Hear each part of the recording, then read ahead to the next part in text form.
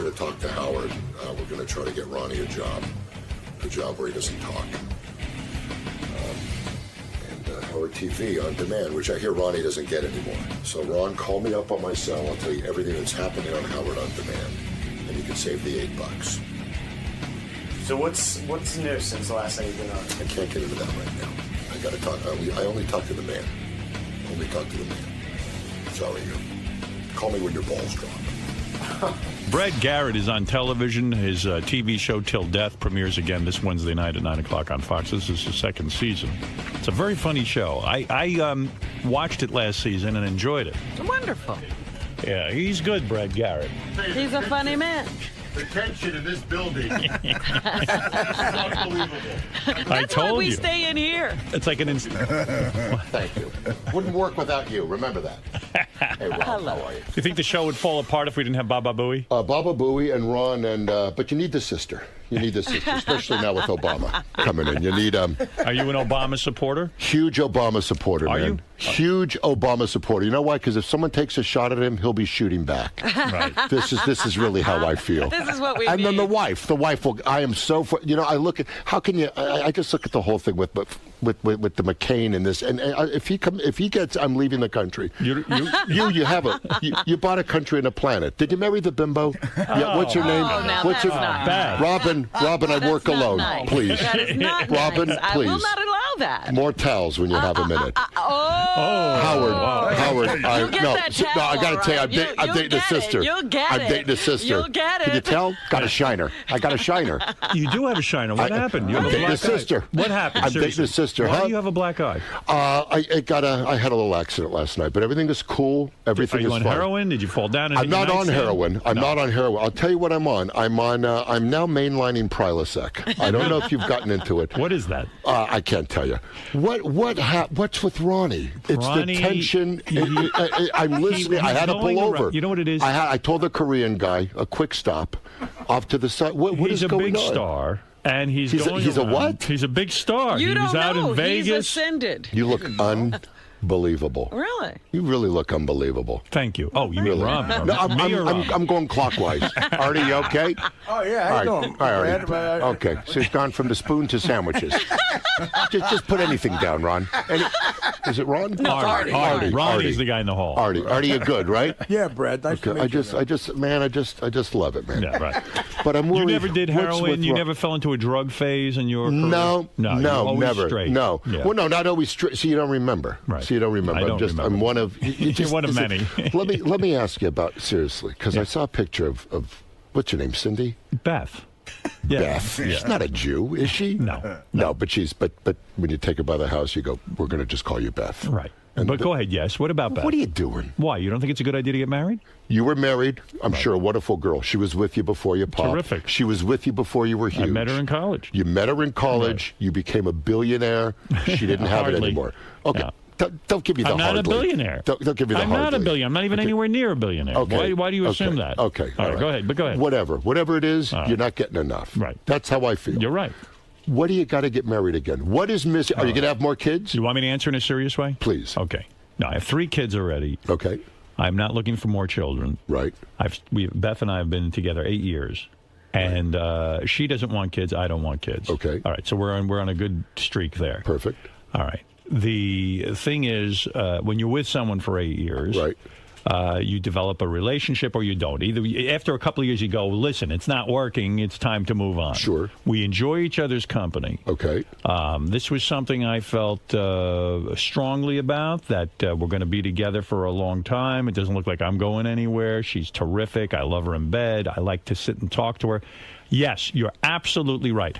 I have banged many women. Right. When I was against their will. No, never against their will. Against their will. And I was thinking about it this morning. There was a girl I was thinking about who was naked in my room in a pair of high heels, the whole thing. Right. I was thinking about her. Is she one of the ones you And I banged? said, but the thing was, we didn't click afterwards. That's the thing. After the sex. Right. You know, it's so Beth and I click. I like being with her. So why marry it? Because Why marry it? because it's the I have power of the children. pink. No, It's the power of the pink. No. She's asked got her. you cornered. She never asked me to be. Would she be with married. you if you didn't get married? Yes. And you really believe that? I know it. Okay, I so know- why she never go even made through an the issue of it. embarrassment of the prenup and everything else. Why go through all that and just hang? Because I think it's a way. She'll I think still it's be a a good way talker. of saying to her family and to saying her family. They're Jew haters. And saying to her, they hate Jews. They don't hate Jews. Yes, they do. They love Jesus. Well, that's a start. Same thing. That's a start. You're with the carpenter. The minute they get upset, I told you that he was this. And I really do love her, and I really wanted to make that kind of statement to her. Now, listen, I don't guarantee that. Unlike some people, I hope the marriage will be forever. I wish you everything. A panusa bibana choretz. Right. And I wish you all. And I want the gifts. Are you saying you're never going to get married again? He's going to be married again. Of course he is. Of course he is. You want something? I wish you were a gambler because I've heard about you in Vegas. I know you're tight. I would have bet you too on me. Tight. I would have bet on me. I know you're tight. Go ahead. Yeah. Now, do you think you would have gotten married 5-6 years ago? No. Okay. So why? But I met a great girl. Okay. The world is full of great girls. No, she's hot. Not. Yes. She's hot. Yes. She talks. Yes. She listens. Good in bed. She's good in bed. Right. Yeah, because that's rare. Howard, just listen. Because that's rare. Just listen. So you think I shouldn't look get at all married? your anger? Look what you did to Ronnie today. Yeah. He's a guy that he gets zero. I mean, look at him. Look at him. Even the black guy in the parking lot's going, let me meet Howard. You think I'm just an angry guy? I think like me. Yeah. I think like me, it's the big Jew little wiener thing, which you know it is. You know it is because I'm right behind you. I can't believe you're a Jew. You look so goyish. Stop. All right. So listen. Let me. When's the date? When's the date? I don't know if you. When is the? I mean, soon. We're getting married. We're getting married soon. I'm not going to follow you to the church. I'm afraid you're going to stalk me. Did the family make you do the? I'm sure you can't have the chuppah. No, we're because not doing that doesn't work anything with like the clan. that. The clan can't stand under it with the hoods. Are you going, Robin? Mark Consuelo. Robin, let me ask you something. Let's say you had your own show tomorrow, and you were able to stop. Kissing the white guy's ass. Oh Honestly. My God. Stop it. Who said, if you don't put the sandwich down, I'm going to give you a shower. Put the sandwich down. Were you kissing Ray Romano's ass all those years? No, I auditioned. Oh, please. I auditioned. I didn't walk into it. That's please. what I did. And That's who's the blonde in the lobby who does the weather and doesn't go outside for 9 hours? Who's asking to go running around? Lisa G. What's going on? You don't like her? It's not I don't like her, but it's wow. I was going to set you up You were with going Lisa G. Why? Because you're done with her? Because you're getting married now? What, are you crazy? Did you ever strip that? Because I see you with something like that. I see you with the Jew broad. I see you with the chick like that who walks around afraid. Lisa's a doll. I'm banging her. Who is? Me. You? Yeah. Really? Yeah. Why, does she have a good gravy recipe, or you just dig her? No, come on, Artie. He is not having sex with her, nor am I. No, but I thought maybe someone has to. Someone has to rescue that. We thought it was going to be you. No one's having sex. So are you having a TV show where you're going to date? Let me tell you what it is, and I know you'll get it. It is the those douchey shows like The Bachelor, right? Where they have this mannequin. Show. Of course you do. Yeah. Of course you do. And once you marry Beth, you'll have to TiVo it because she lives through it. I TiVo it as it is. Okay. I love the show. You got this mannequin standing in a castle with the rose, who's probably gay, right? So to me, it's not a dating show. It's it's a guy in a midlife crisis. Schmoes like me, who and what kind of genetic bouillabaisse I have a chance of getting. Hey everybody, I'm Brad Garrett, and here's the bad news. I'm looking for love. That should do it. Oh wait, is this recording? Oh, hi. I'm not looking for a think tank. I have a pet hamster. His name is Jean-Michel. He's French. Low self-esteem, I think is important. My goal, however pathetic it is to have one date this summer. So I'm thinking you be it. Now you've met some of the ladies who want to date Brad. Come back next week to watch his first date. That's how lonely I am. They said, what we'll do is we'll run it online. You'll do a plea about how you want to meet. It was national for 3 months. Have a date with Brad Garrett. 27 people uploaded their video. One was a guy. Oh, no. One was a bear. This isn't a thing. It was some redneck from the South who got a shot of this bear going through his trash. Right. And he gave it a name and put it, I love you. You don't have to tell you about the... Right. So this is what 27 women. Out of them, now let me tell you who the panel of experts is. My ex-wife, Jill. Right. My mom. Jill gets to... Jill, my urologist, Dr. Sam Spiegelman, who did the vasectomy. So where is this going to air?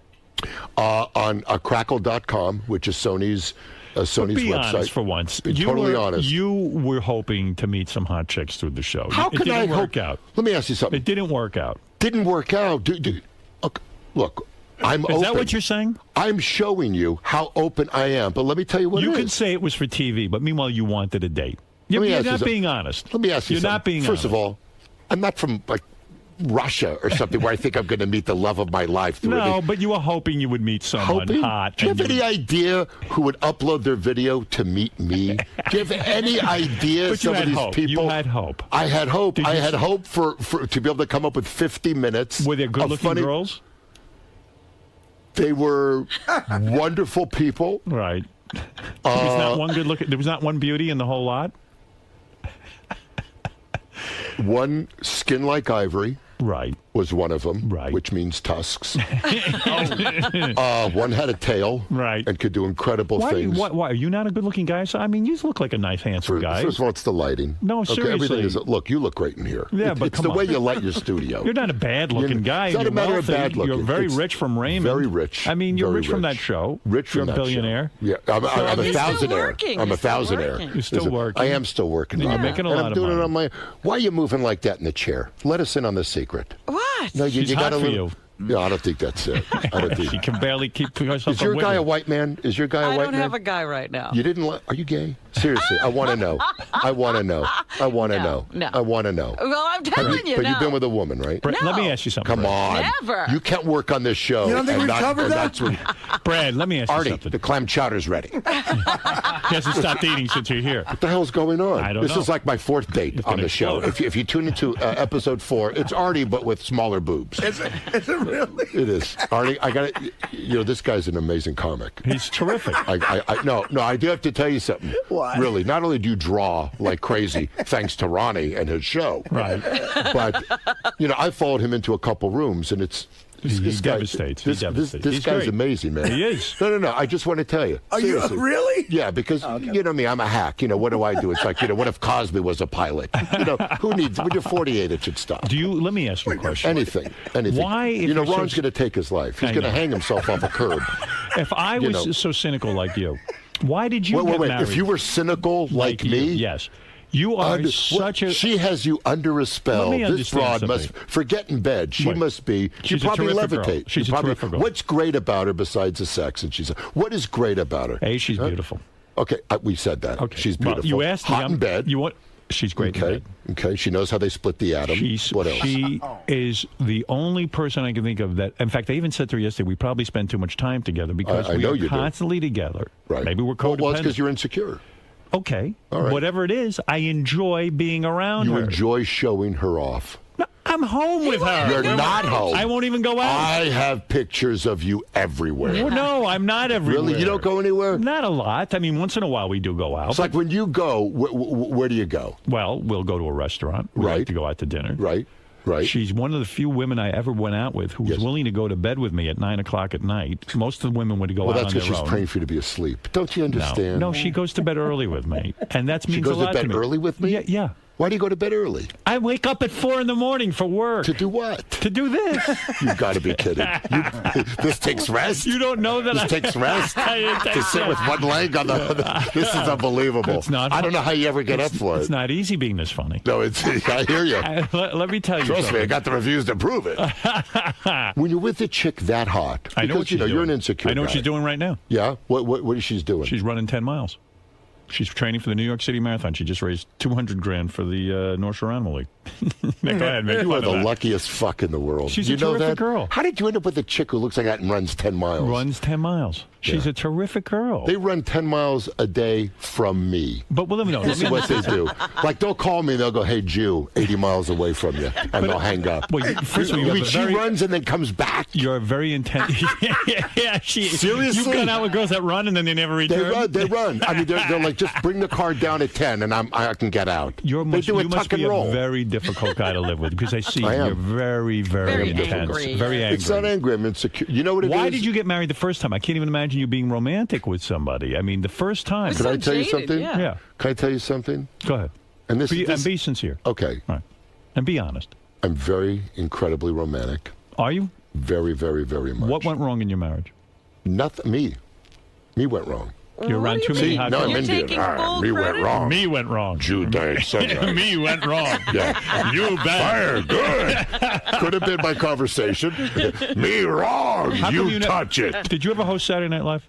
No. Why not? They don't want me to. You'd be terrific. Look, it's not like the phone's ringing and I'm going, don't answer it. Right, you would do it if they called. Of course I would. Right. That would be unbelievable. I think it's a good fit, actually. Well, what do you know? You're a funny guy. It's I could nice see you of in a sketch. I think No it'd be way good. I could go to the wedding and save you from it. You want to come to my wedding? You want to stand up when they say speak I now? wouldn't, because he'll have shooters there. I know him. He'll have marksmen on the chuppah. If you want to come to my wedding, you can come. How's that? And you can laugh at me. I don't. It just it gives me. It doesn't give you hope? I know you want to get married again. You want to know something? Why would you say that? Why would you say? You want to meet a great girl. You got married once. Right. You want to get married again. You're not. I have a great girl. I have an amazing girl, Who and is it? I've just. First of all, So you won't even I say. don't do that, huh? Who is this girl? She won't tell me.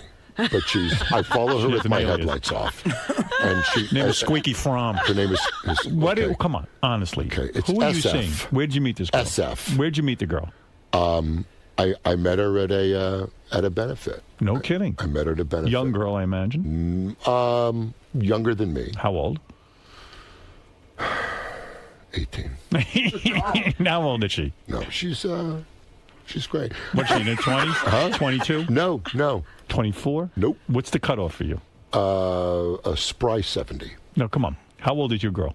She's 39. You're lying. I'm not. I can see it on your face. You're Not lying. lying. You're lying all over the place. I'm not, man.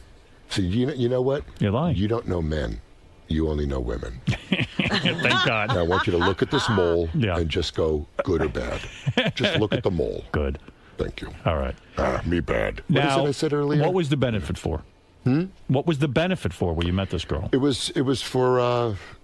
was for acid reflux. Does she have acid reflux? Is that why she's with you? Do. No, but I do. Seriously, I get around dairy and I heave like a June bride. I said to you when So you you're came never in- going to marry this wonderful girl? She won't marry me. No. And nor does she believe. It's great. See, she doesn't believe in marriage either, which is awesome. She's hot. She's How hot, much are you but she's paying great. that first wife? Is it true what I'm reading here? You know what? Whatever I'm paying her, $35,000 a month. whatever I'm paying her is And not 25. enough. Really? The hush money alone. Is it worth it? Is $55,000 a month. $55,000 after-tax dollars go to the ex-wife and the kid. That's a lot of money. I want everyone happy. That's a lot of I pressure. want everyone happy. Is everyone happy? You know, we're getting there. You are. We're getting there. The fact that your ex-wife would be a part of a TV show with you. Well, that kind of shows you. That sure does. We're amazing friends. You know, I'm a strong cup of coffee. Right. I see that. I know see. you do. I see it. But see, I was you when you were at your prime. The only difference is, no one wants to market me. That's the only difference. I mean, there was a time when they would go, Howard is this, Howard is that. Don't What ever is walk in front of me. when Oh, I'm here's the working. girl you're dating. Whoa. Very nice. picture. Really? Very Who nice. did that? Let me see. Aha. Can I see? Go ahead and see. Am I right or wrong? I'll show you what's There we hysterical. go. Can I There tell we you go. who this is? Who Who is that? Who is it? Oh my God! This is unbelievable. See, this is why. Another thing, I hate the friggin' paparazzi. You want to know who that is? Brad Garrett, Wright, and guest, ALS benefit hosted by Entertainment Tonight's Mark Steiners. Here you are, June 4th, with It's your a girl. benefit. That is not her. Who is she? That Who is not that? her. Who is that? Who is that? A hooker. That's a hooker. Well, a lady of the union. No. Who is it? Yeah. I am her gentleman caller. Who is that? Huh? That's your boyfriend. That's your girlfriend. That's my boyfriend. Sorry, you're Freudian slip. Unbelievable. I might know. Unbelievable. Artie, would you do that? Would you do that if she had a quarter chicken under the arm? Holy would you shit, do that? yeah. Is that your girl? Huh? Is that your girl? No, it is not. Who is that? It was someone that. Well, see, this is what's crazy. That's someone that I dated over a year ago. Okay. Who is now almost married. Attractive girl. She was a lovely lady. Yeah. What went wrong there? Me. You. Again, you're There's tough no to question. take. I'm tough to take. You're I'm tough to take. I can see. I'm tough to take. But can I tell you something? I am working on it, and I'm doing a lot of things, and I'm working. What do you mean? What are you doing? I'm in group therapy alone. Group therapy alone. This is I have it done. No one wants to be in your group. Well, that's the thing. You were in a group, and then they all left. That's it. They ran away. That's exactly what it was. No, you're in therapy? Are you in therapy? Oh God, aren't you? Of course. Well, It's I need it. unbelievable. Why are you This in couch therapy? his couch actually breaks into a bed. So what is it goes on in this therapy? You go 3-4 times a week? I go 3 times a day. 3 times a day? I go 3 times a day. And, you barely have time for work. Well, no. Right. Who works? Right. Who works? No, you work. You have a big hit series, Till Death. Thank you. Thank you. Till Death, by the way, which, by the way, is really funny. Thank Brad's you for a that. funny guy. That's nice of you. See Thank Brad you. Garrett on You're getting Till Death. soft. You're no, getting soft. you're funny. If you sucked, I'd tell you. All right. You're not all right. an asshole. You're nice. Thank you. Listen, we have a lot of Wednesday nights at 9 after the Fox Show Boners. So we're on is that right, Boners? 9 o'clock at Bones. I'm sorry. Bones. Brad Garrett, you are tremendous. You're what nice. you're talking about is Till Death. This is Right. a television show that is funny. Jolie Fisher, JB Smoove. Jolie Fisher's terrific in it. Thank you. I didn't think the two of you would work together well, but you do. Thank you. It is magic. Thank you. And Till Death premieres this Wednesday night at 9 o'clock on Fox. To give you an idea how good the show is, it survived 1 season already. Yeah, we're in our That's third. major. We're in our third. Ray Romano's on the phone. Yeah, Ray, go ahead. Hello, Howard. It's Ray Romano. Hi. How are you? Good. This Brett Garrett's such a fucking douchebag. I'll tell you. All right, thank you. What are you doing hitting on that Sitsoon Robin, you asshole? All right, thank you, Ray. That's funny. That's Ray's subconscious. That's what I love about it. That is exactly what he would say. Let me tell you something, Brad Garrett. Yes, sir. You've knocked the comedy world on its ass. Oh, boy. Your career is second to none. Really? I believe that you. Oh, you're on This isn't Lexapro. even the last stop. You're on Lexapro. Absolutely, I am. I know. I'm I heavily gotta get some medicated. more. See Brad Garrett on Till Good Death. seeing It you, really man. is a fun show. Thank It you. premieres Thanks this for Wednesday. having Where are me, you going? man. I'm not done yet. Sit Okay. down. All right. I am sitting down. I'm just really tall. 9 o'clock on Fox. See Brad on Dating Brad Garrett. It must be hard dating Brad Garrett because you got to be a tall woman, right? You don't go out with short women. You know, I am You'll with take a what- 5'3" person. No, is Yep. that right? Yep. The girl you're seeing now is 5'3". Yep. And what are you, 6'7"? 6'8". 6'8". Wow. I'm Is that telling you, true? it's like the it's You like could the circus. pick her up and. It's the I do. That's the thing. I pick her up and do whatever that motion just Are you, was. is it look weird when you walk down the street with her and you're holding hands? Only if I'm in a top hat. Let me see. Is this her? Yeah. Let's see if that's her. There's another Let's see if picture that's her. flying in. You're really good. Is Let me this see. really your girl? Let me see. Well, Let okay. me see. Now you're rolling. Let Now me this see. is my type. That's the one, huh? Ah, that must be Wow. her. That's her. That's her, man. She's good looking. Let me see that again. That's her, man. She's hot. I'm telling Look you. at you. Let me see this broad. She is hot. She is. She's 39? She's 39, man. Look at this one. And All right. smart. And smart. So smart, I think Ah. she's leaving me. You don't respect any woman that stays with you. No. Well, that's kind of. See, that. What do you hurt. think of that, Artie? Is that Newark Airport? Artie, picture with a side of greens. No, she's hot. Yeah, she's got sexy hair. I don't like greens. I'm getting, over here. Girls My like that favorite is why I line, when got you into went Jew radio. Hefner, I fell out of the car. Jew Hefner. When you did that today, I fell out of the car. Well, he is Jew Hefner. She's cute, right, Artie? Yeah, man, Artie, she's sexy. Artie, take the bib off. You could see it easier. Everybody looking at this picture. What is it, a hologram? No, you got to bend over to Oh. to kiss How her. do you sweat just sitting there reading the form? He's reading the racing Well, form. he just got off Subutext, in all fairness. Are you really? He's withdrawals. going through withdrawals. Okay, really? Yeah, he All really right. is. He's You know what? He's going through heroin withdrawals on the show. All right. Okay, so you know, It's an all of a interesting sudden, show. I just gotta say that pales to my acid reflux. I know. That really does. I'm Are you trying all right today? Yeah, I'm trying to laugh at your shit, but I. No. You don't have to laugh at my shit. You'll never be that sober. Don't worry. No, Listen, I- I wish you Godspeed with it, and I love that you got the balls to get it together. Because I used to hit the sauce. Yeah, I know. You did. You were an I did. alcoholic. 11 years. 11 years without it, You were man. 11 years sober. How are you enjoying your Wow, sobriety? that's amazing. More than anything in the world. And let me tell you one thing. I know your biggest fear. Can I just tell you what it is? It's being funny, sober. And let me tell you, you will be funnier because you're brilliant. No, I'm telling you. Are you being serious now? You're an incredible stand-up, man. Oh, thank Wait until, and I know, I'm just telling you, and I'm not the type to preach. I do more jokes about being drunk, Right. because I don't pontificate, nor do I want to, You had a nor real does anyone drinking want to problem. hear. What did you used to drink? Huh? What was your big drink? It was a drink called Everything, Right. and I would do just a little of it. I've had that. And you had to go, what? Did you go to a rehab? You know what I did? I grew a pair and said, I'm done trying to kill myself. That's it. And I was done. And you were done. And I was done. I was a very high-functioning alcoholic. Right. Life was great. Yeah, Artie functions on heroin, but Artie's a high-functioning heroin but he shows it all on his sleeve. Right, He shows it all on his sleeve. You know, because I've heard about, he comes out on the... You've said something here that's profound, because I think you got to the heart of the matter. That is Artie's fear. Yes. He is afraid he won't be funny. That is most artists' fear who are users. Right.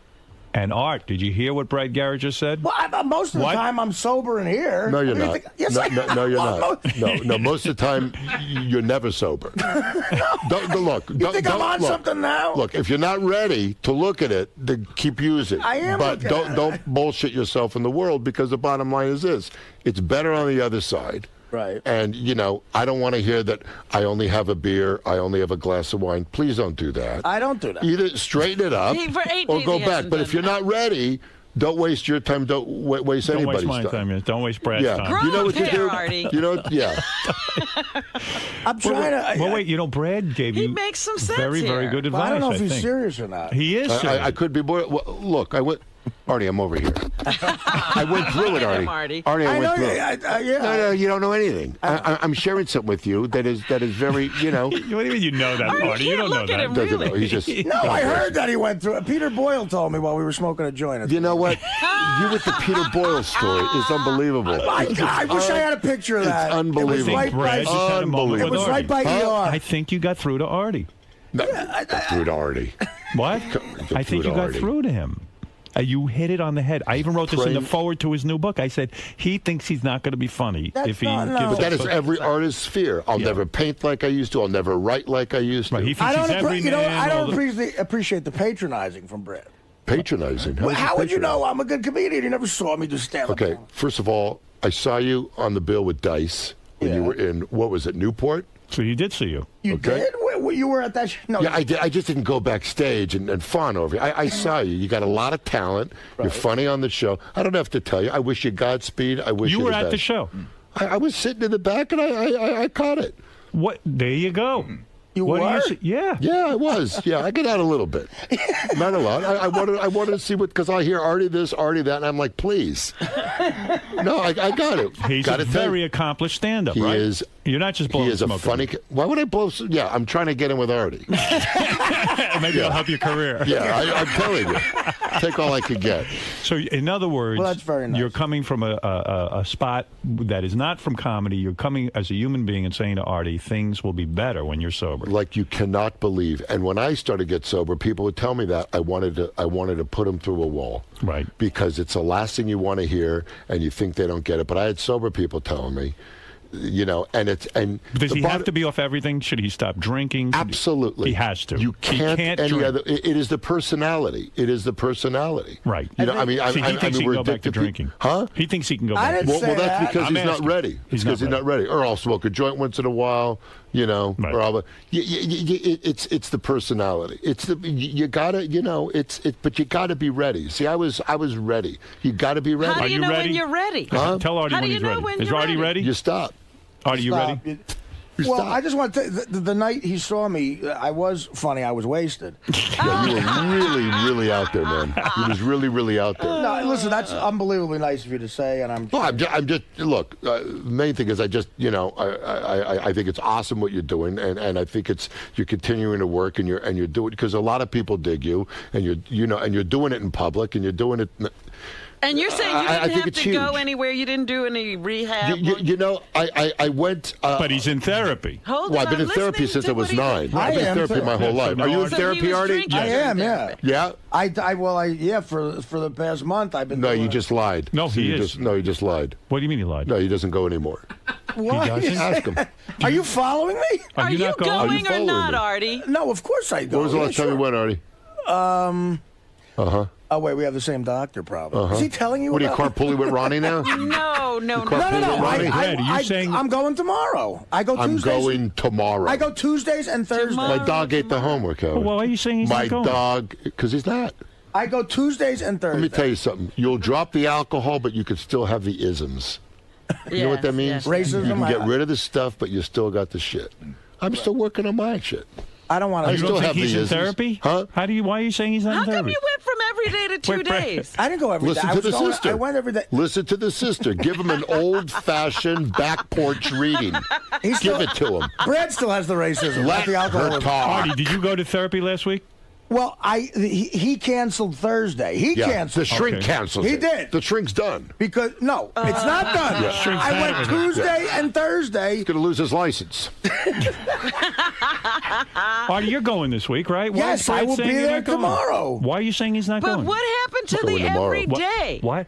The guy said I don't have to go in every day. Wait, why are you saying he's going tomorrow? What does that mean? Because he's going to avoid it, man. What? First of all, he's right. He went from I'm going to I'm not going to I'm going tomorrow. Don't you listen? You got headphones. You're unbelievable. All you're thinking about, I can't wait to put this on Beth when she's in there. Just let it alone. You want to know something? What are you going to do when you're tired of the trim? When you're tired of sleeping with her, what are you going to do? We'll get a divorce. Yeah. We'll get a divorce. I'm tired of the trim. Here's 80%. Here's 80% of my money. If we're not having sex, what's the point of being married? If you're having sex, why get married? Because we're enjoying each other. You're right. So? Why throw a wrench in it? We're not. Why does it have to? Listen, if it throws a wrench, Beth and I have looked at each other. If marriage sucks, we're getting out. We're getting out. There is not a woman in the world that'll make that agreement and mean it. Are you that naive? Yes. Call me naive. It's got to be love, I even man. believe Artie's going to therapy. That's how naive I am. All right? Wow. All right? Call me naive. You've gotten soft, baby. Call me soft. I don't care. I love it, man. Well, Brad, you are a delight. You think I'm fucked up? Look at my new assistant. Look at her. Is that your assistant? It's going to be. That's going to be? Yeah. Yeah, that'll put you right back on the smack. Yeah, you get yourself a Puerto Rican broad like that, she's going to take a knife to your throat, and you're going to take out the spoon, and you're going to go, I don't care. You think I'm kidding? Brad, look at her. You don't hire an assistant that has an 8x10 glossy, you schmuck. Well, what are you? That's not an assistant. He keeps a hooker who can get a ride 3 days a week into the city. What's wrong with you, Artie? Listen to me. You're going to stop or you're going to start? Brad. Here's a good idea. Get an assistant you don't want to bang. How does that sound? How does that sound? That ain't going to happen. It's not going to happen. Listen to me. My first one was You've spoken a lot of truth. All right, well, and I poured the tea, man. You've also said some things that are outrageous. I'm sorry. And that really should never have been spoken. You're right. If you had any class. But look, you don't, and that's it. Look, Brad Garrett, you are a superstar. And you are on till death. And that's the show. Watch this man on TV. What I'm kind of telling food you. like, what? I'm going to send you a little something. She's full vegan. She doesn't eat it. She has wheatgrass and that'll juices. never fly. Yeah. No. She takes enemas. Don't ask what goes well, that'll on. work. That'll work. You like that'll that? Work. For sure. You it's into a start. anal? Are you into anal? I have trouble getting in the other end. I'm not going to lie to you. All right. Brad, how'd it go in there, man? It went good. It went good. He's my man. Have a good time in there. Dude, so you're really opposed to this marriage, huh? Well, look, it's going to work. Look, if he's marrying it, it's going to work. And what do you think about Artie? You think this is going to work out for him? Artie's done. This is going to be Artie in 3 weeks. All right. Gave him good advice. How are you? Good. Okay, take care. No, that can't be the There's exit, Ronnie. right? You got to follow Ronnie, your man. Ronnie, right? I was easy on you, wasn't I? You were good today. Right? I was okay with you. I caught enough shit before you got here. I know. I listened, man. I feel bad. All right, man. Lisa, Nice seeing you. it's really a pleasure. I think it's hot for you, Howard. Did you ever have a thing? No, I'm hot. We all know Everyone's that. hot for Howard, right? Take care, Brad. All the Honestly, best, Molly. Good seeing you again. Take care. Thanks.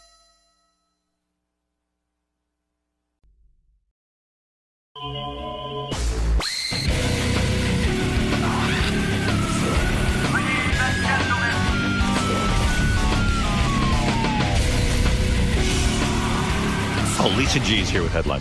Come on in. There she is. Look at her. All excited to do her report. Were you at Robin's thing last night? No, she was not. Steve was there. Steve covered it. All right. So Yes. what do you have for us, Lisa G? Howard 100 News, Howard Stern, breaking a huge exclusive this morning.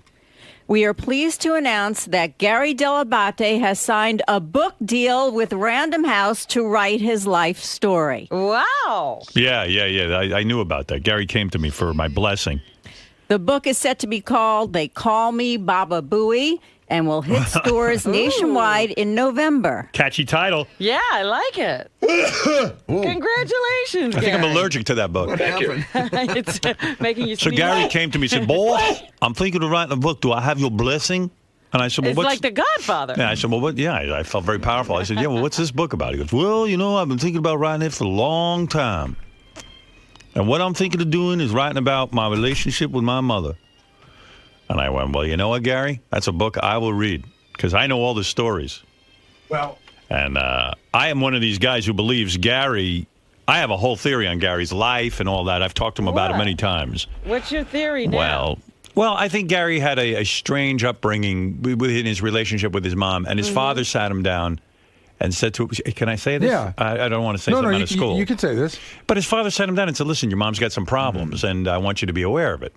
And I think that set Gary's reality straight. Otherwise, because most dads wouldn't do that. You left out the most important sentence. Your mom's got some problems. There's nothing wrong with you. Right. That's the key. That's huge. Was huge. It was huge. I didn't recognize that till Howard said that to me. I said that's huge because I know often I've thought about there were times in my life my dad should have stepped in, and he didn't.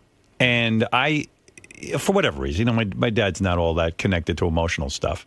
And so when I heard Gary's story about what his life was like with his mother, I thought it was a very moving story and also a miracle that he's as together as he is. He's a very good family man. Yes. He's very good with his kids. I've told you, I think Gary's the best father I've ever met.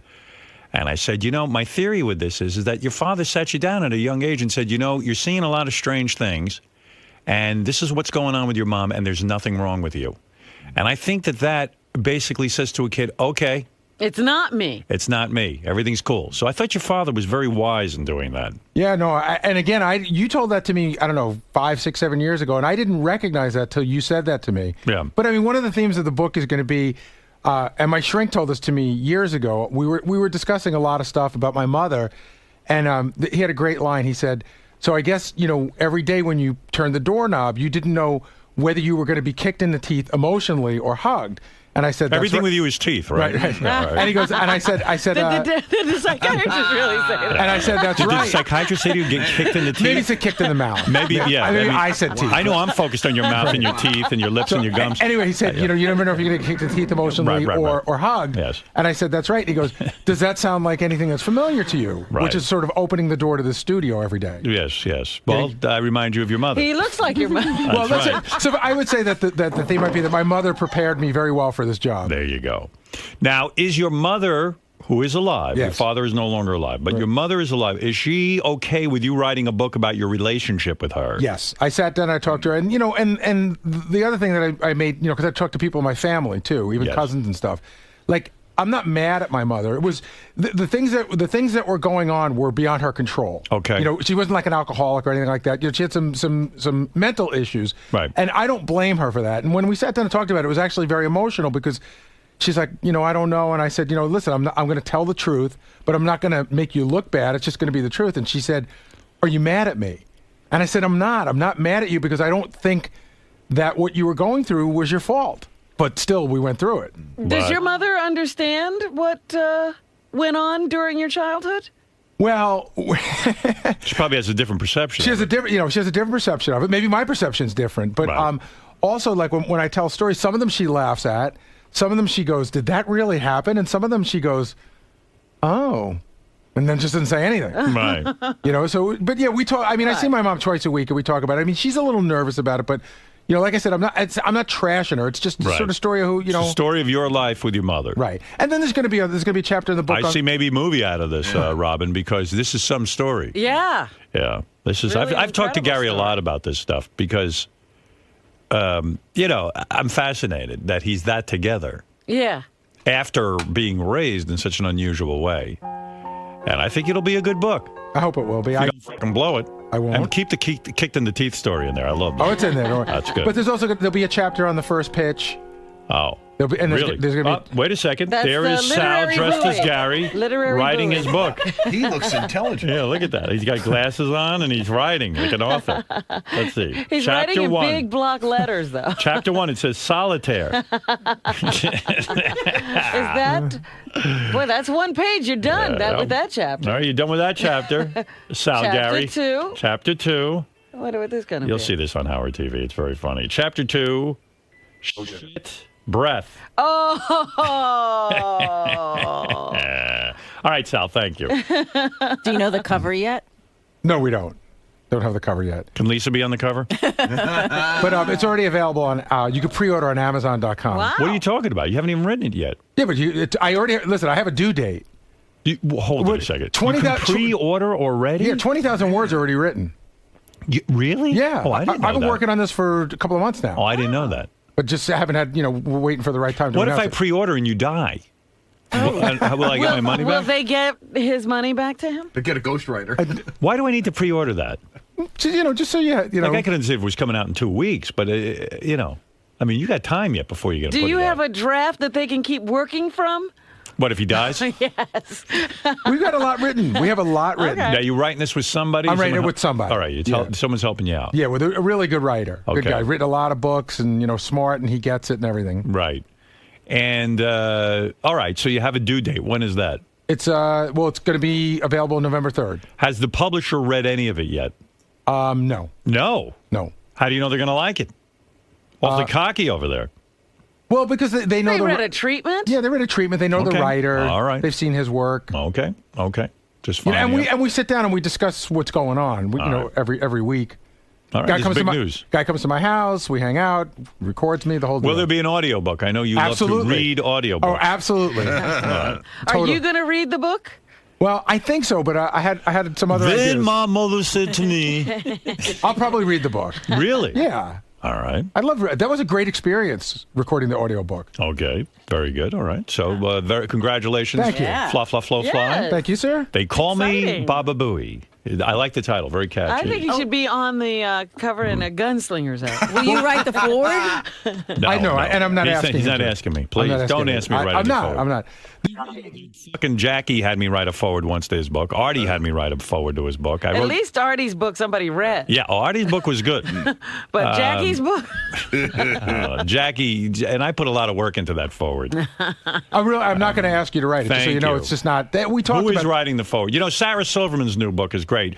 She wrote her own forward, and I appreciate that. I think the discussion we had was that we would only ask somebody to write a forward if somebody made sense. Otherwise, I'll write it or there won't be one. All right. You're going to write it. No, that was a joke that she wrote the forward. I would write an introduction as opposed to a forward. Good.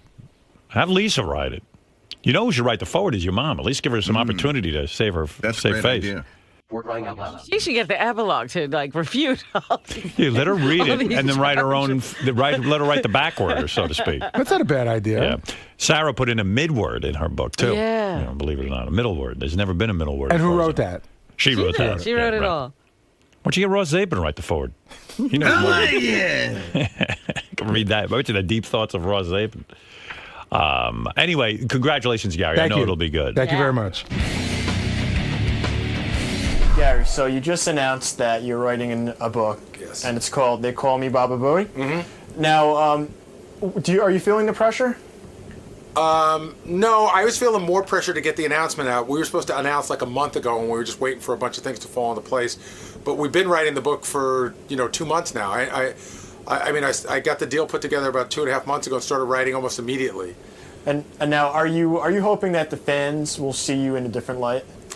I'm hoping that the fans will be interested. I have a story that Howard has alluded to on the air that I've never told before, and I just hope people find it interesting. And now you said that you're not going to ask Howard or I guess Robin to write a forward for you. No, I Why? mean because it's sort of been done before, and it's not important to the book. If I were writing a book about the show, maybe, and I know it seems like the logical thing, but I don't think that anybody's buying a book or not buying a book because Howard wrote the forward. I thought he was incredibly supportive today, and he knows what the book is about. So I didn't want to call in that favor, to be quite honest. And you have his full blessing of Absolutely. this, right? I called him, told him exactly what it's going to be about, and I have his blessing. So I'm very psyched. Awesome. Good luck, man.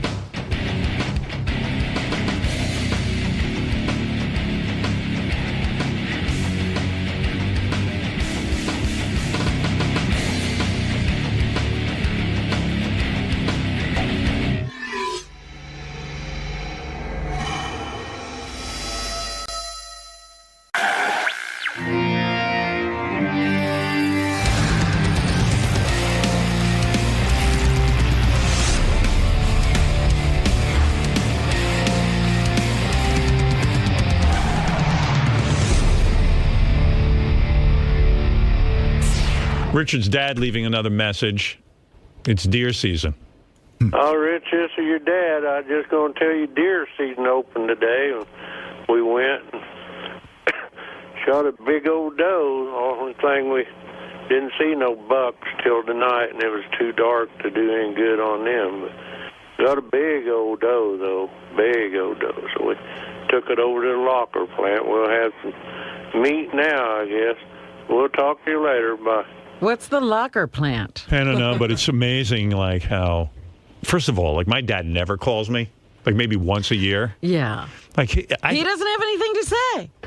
I do. Neither does Richard's dad. I mean, he essentially... No, but your father isn't going out hunting. No, he has nothing to say. I mean, it's like my father... I think it's sort of sweet that his dad wants to maintain this relationship and just leave these messages and things, you know? No, but I'm saying, his dad is actually... He always calls with, some things that are going on the farm. Yeah. Or if they go to Taco Tico.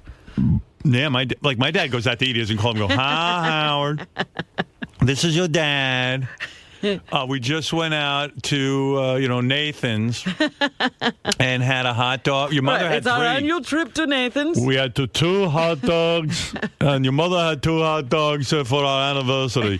Like, he just never thinks to do that. And I think somehow it's kind of sweet. But it's very sweet. I really do get the impression that Richard's family would never eat unless they shot deer and stuff. I mean, I think they're really eating that stuff to survive. Well, yeah, this They're is not fucking how around. they keep food on the table all year long. I got no problem with that because you know what? No, they eat it. Yeah, they're poor people and they eat. That's how they eat. They eat squirrel. Anybody who eats a squirrel, God bless them. You got to fucking kill a squirrel to eat. Let them do it. Don't make judgments. You're basically doing the same thing. You're just getting out of supermarket. I wouldn't even know if they were eating squirrel. Right. Oh, they eat squirrel. They have Sloppy Joe squirrel.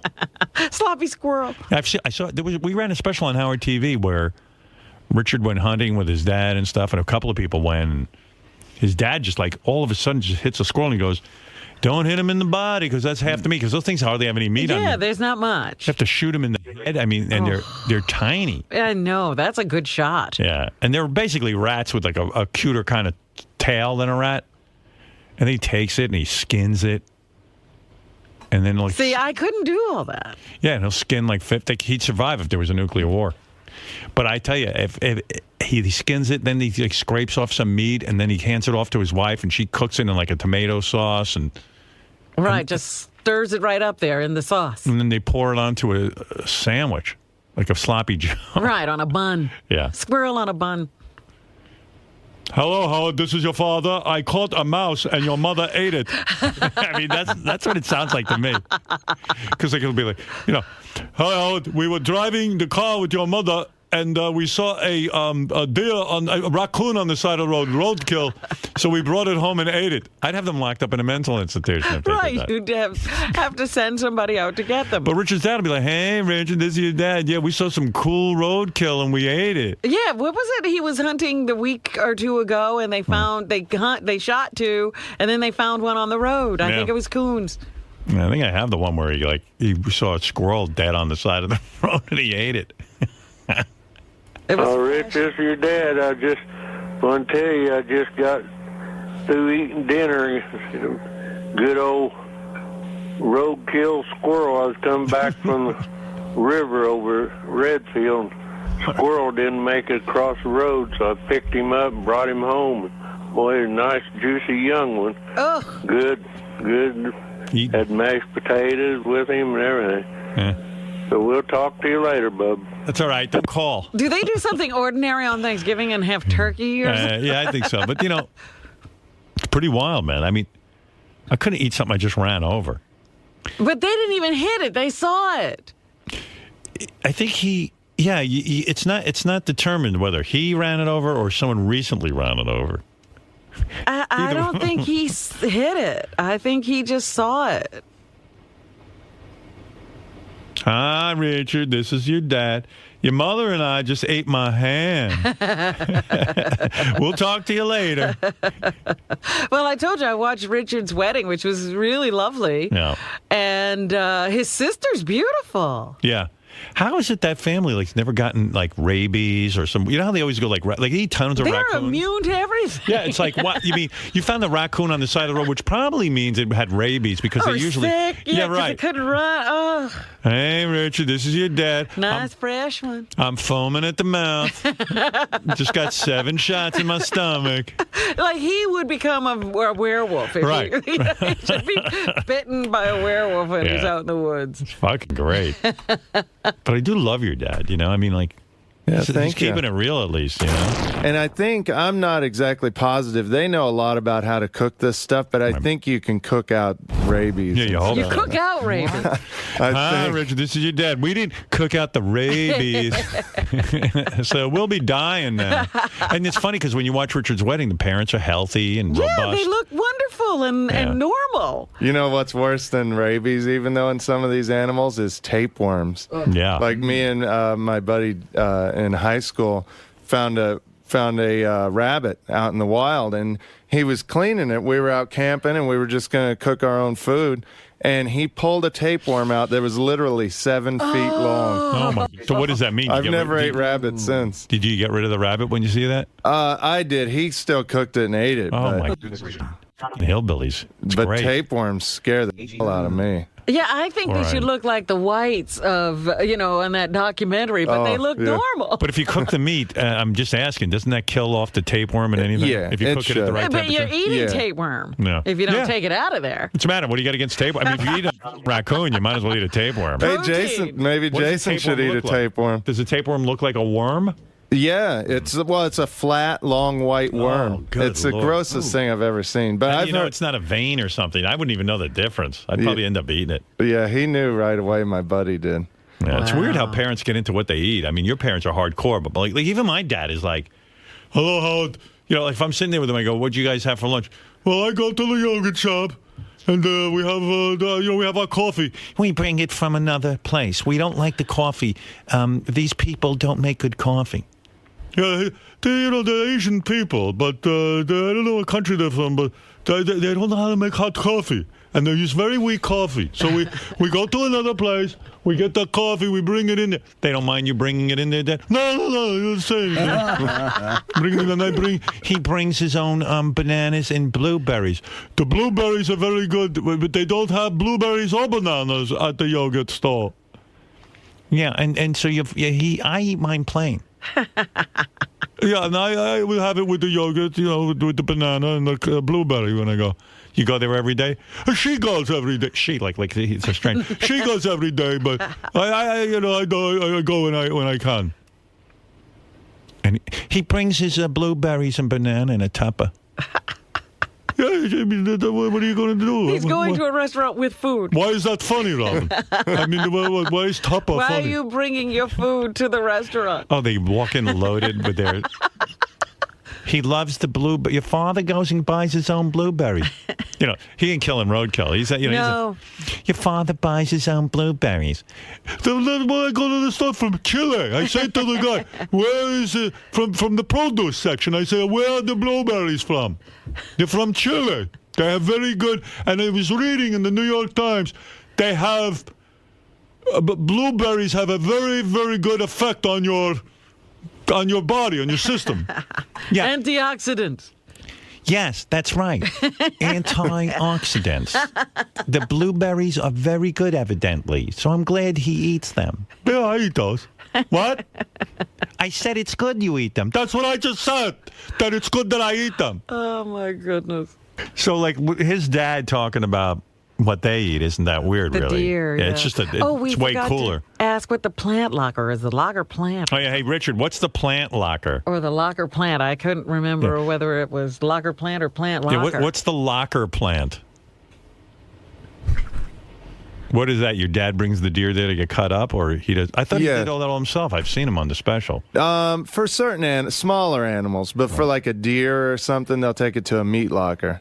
Oh, I see. And a butcher butchers it? Yeah, like a butcher. And they get all the different kinds of meat. And you can tell them you want summer sausage, you want steaks, you want hamburger, and they'll make it into they that do it kind all. of meat. Yeah, it's really cool. Yeah, but then your dad's paying a lot of money for, like, why doesn't he just go to the supermarket at that point? I thought the whole idea was to not spend money. Well, because I don't think at the supermarket you can buy all that different stuff. So you won't have deer sausage. What do you have to pay the butcher to butcher a deer? I think it's pretty reasonable. Yeah. I have no idea. Would it cost you as much as just going to a store and buying a steak? I think it's a lot cheaper than going to the store. I would imagine probably $50 or $100 for the whole deer, but they get a ton of meat out of it. It's a weird neighborhood. I picture it like almost like The Walking Dead, like all of a sudden some guy runs over a rabbit or something. And then all of a sudden, like, Richard's dad pulls over, and then 50 other cars pull over, and they start beating the shit out of each other to get to the rabbit. over the rabbit. That's my food. Son, today I got in a fist fight over a rabbit. Well, one time, I know a lot of guys get in fights over stepping in other guys' traps. Like that, my dad and I were out like raccoon hunting one night. Raccoon. Look at that pride, a raccoon. Ooh, look at this, some good eating with some taters. And we hear some like scream and yelp off in the distance, and we go to check it out, and this guy he knew stepped in a trap, like a coyote trap or something, and so somehow the guy who set the trap came out too, and they got in a fight over like his traps being in the wrong spot. You're supposed to put traps in only a certain area. Yeah, so like that stepping in a landmine. People don't step in. Yeah, so people don't step in them. The guy's foot was all fucked up, huh? Well, it just pissed. I think it mostly just pissed him off. I don't think it really cut him up. Yeah. Oh, wow. It's crazy out there, man. And you were asking about how, like, if you stumble upon some roadkill or something, I think you can tell if it's still warm. I guess maybe my dad just go out there and check the temperature. Yeah. Maybe he walks around with a thermometer or something. Richard, this is your dad. I got my finger in a squirrel's ass. I'm feeling his temperature. He's warm. Yeah, we're bringing our friend's foot to the meat locker plant. We're gonna cut it up. He got caught in a trap. What's the grossest thing you ever saw your dad do? Like eat? What did he ever eat? Like a zombie? Like eat raw meat? Like just like take a bite out of a rabbit? Just tear it off the bone? No, I don't think he's ever been that hungry. That'd be unbelievable, right? Just skip with cooking it and everything. Just eat it. Probably one of the grossest things is probably bull balls. Mountain oysters. Ooh. Like seeing those raw. Bull's balls. Yeah. Which I've eaten them. You fry them up and they're pretty good. What do? They kill a bull and then slice off his balls? No, just when they neuter them or whatever you call it. So the bull doesn't even have to die for this one. No, they just cut his nuts off. Balls? Yeah. Wow, that's hardcore. Like, has he ever neutered the bull by himself? I don't think so. I think it's dangerous. You got to put him in a pen and stuff. So where does he get bull balls? Well, just from local farms around there and stuff. Like he'll stop off and go, you got any bull balls? Hey, Richard, this is your dad. Went over to the Jinsby farm, and they just neutered some bulls. Like, do you see him? Like, maybe he just walks around in fields looking for bull balls. Like when a farmer cuts his neighbor's, bull. When the farmer cuts the bull's balls off, does he contact people and say, "Look, I just did this. If anybody wants them?" Or is there a sign on the road? Yeah, I think will you see signs out there like you say fresh bull's balls? Well, that's how we found out about Tradio. There's, when I was growing up, there's a radio show where people call in, and I'm pretty sure they call up and they'll just let people know, hey, we got some nuts over here, at the Christie farm. And what do you do? What'd your dad do with them? Like when you get them, are they in a scrotum? They're just literally two round things they're real veiny and stuff. Like two membranes. Where's the sack? Where's the ball sack? They don't cut they slit open the sack and take out the inside. And then they sew back the balls? No, I think they're just flat. They just sew back the scrotum. Boy, it's empty. I am so glad I'm not a bull. Oh, that's vile. They just slice the sack, let them fall out, and then they just leave the sack open. I'm pretty sure it get infected? No, they clean them up. I think they clean it up and it just heals. I mean, they do the same thing to horses. They do it you do it to dogs and cats. Yeah, but don't they sew them up afterwards? Yeah, they sew up the place where they took them out. Right, but they don't on a bull, he's saying. Yes, they might. They might. I'm not exactly. I've never actually seen it done. Oh, they do sew it up. Oh, I would imagine. That's what you mean. They just leave it. No, because they get all dirty and everything. Can you eat a rectum? Well, they don't take that. Hey, Richard, this is your dad. We're having penis with taters tonight. Mashed taters. Raccoon. Yes. Right. Can you eat these? You probably could. I don't know that there's much of a taste. No, it tastes plenty. What do you mean there's no taste? A muddy taste. Oh. Wow. Like when you cut open a raccoon, do you see the shit inside its intestinal tract? Yeah, yeah. And what do you do with the shit? You just throw it away. Do you ever do you fry throw it? away the intestines? Yeah, you don't want to. I mean, you fry the people eat intestines? chitlins. Yeah, that's what I'm pretty sure that's what chitlins. And chitlins is. have shit in them, then, right? Yeah, I would imagine. Yeah, That's what they gave the slaves to eat. Mm-hmm. They probably. I guess if you just cook it good enough, you don't. Here's taste some. shit. Here we're gonna eat. We're gonna eat dinner now. And you slaves that have been working in the fields all day, here's some skin with shit in it. Enjoy. Wow, being a slave owner must have been freaking hardcore. Rub those out really good. Yeah. So. I don't know. I was asking you about your dad and what they eat and stuff, but maybe I'm done. I don't know. Well, it's, one of my most vivid memories of being a kid and kind of growing up on a farm and stuff was my dad would go raccoon hunting, and part of his income was from selling the furs of raccoons and stuff. And we'd go to black people, right? Because black people love raccoons. They would eat the meat, the carcass. But the furs he sells to who? The fur, like fur dealers and stuff. And there was this old, scary-looking barn, like it looked like out of Texas Chainsaw Massacre.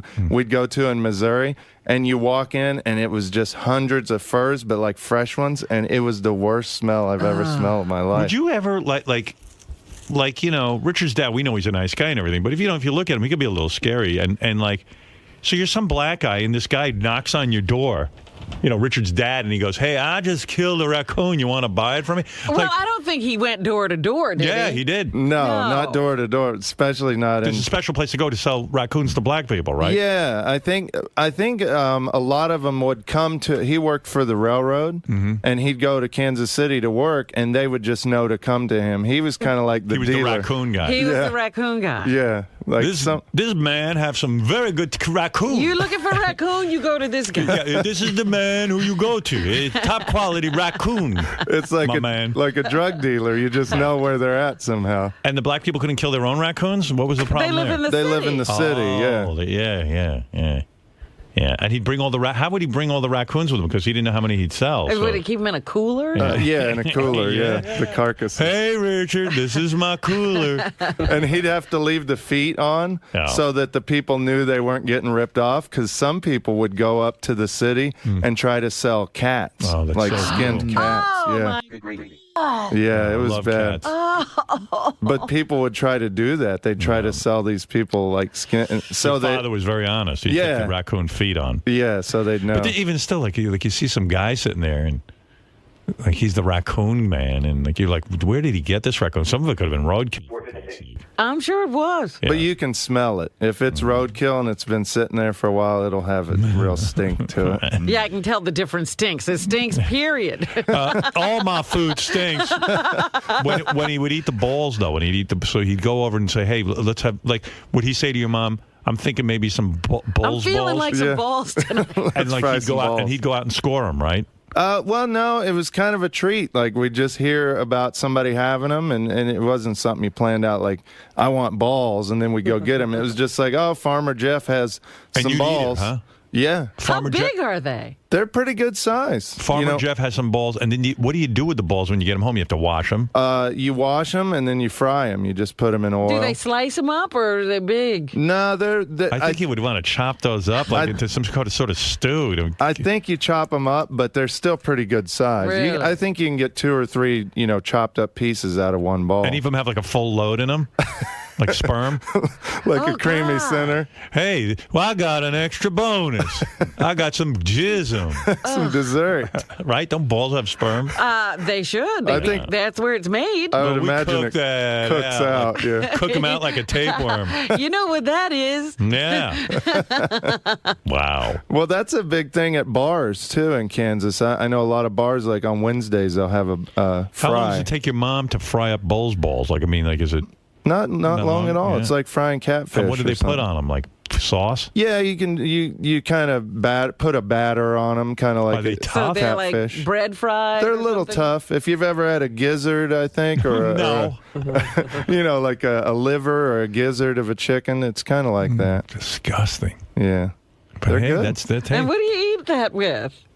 French fries or something. Sure, taters. Balls and fries. We're having some balls and some fries. How many? Some cock. You eat it with cock. 2 nice sized balls. Like, would that feed a family of 4? No. You need 3 or 4? No, you'd probably need 20 or 30. Oh, really? For a family of 4? Mm-hmm. Oh, So would your dad bring home like 30 balls? Yeah, I remember them Because you just want bringing some 10 people or 20. having that delicacy and you not. You know, everyone has to share. Yeah. Yeah. Ever eat human fingernails? Hey, Richard, this is your dad. We just had pig's casserole for dinner. It was really good with some French fries. All right, talk to you later. Pig balls you can eat, too. Yeah. Yeah, that's hog disgusting. balls. It's all disgusting, but you know what? It's the way it is, man. The worst thing I ever ate, though, is pickled pig's feet. I don't know Can if you eat you a ever had penis? that. Can you eat the actual penis of an Yeah, animal? is anybody eating that? It's pretty tough as far as I know. But you've eaten it? Have you ever eaten a raccoon's penis? No. No. That's a nickname for an Arkansas toothpick. That's what they call it. Right. Because I guess in the olden days, people use them as toothpicks. The penis. But, yeah. Can you eat vagina? Like, is that meaty? Like, have you ever eaten, like, a pig vagina? I think they're small, so I don't know if it'd be much of a meal. I just wonder, like, what... What are you eating? Hey, Richard, just had pig vagina Joe's.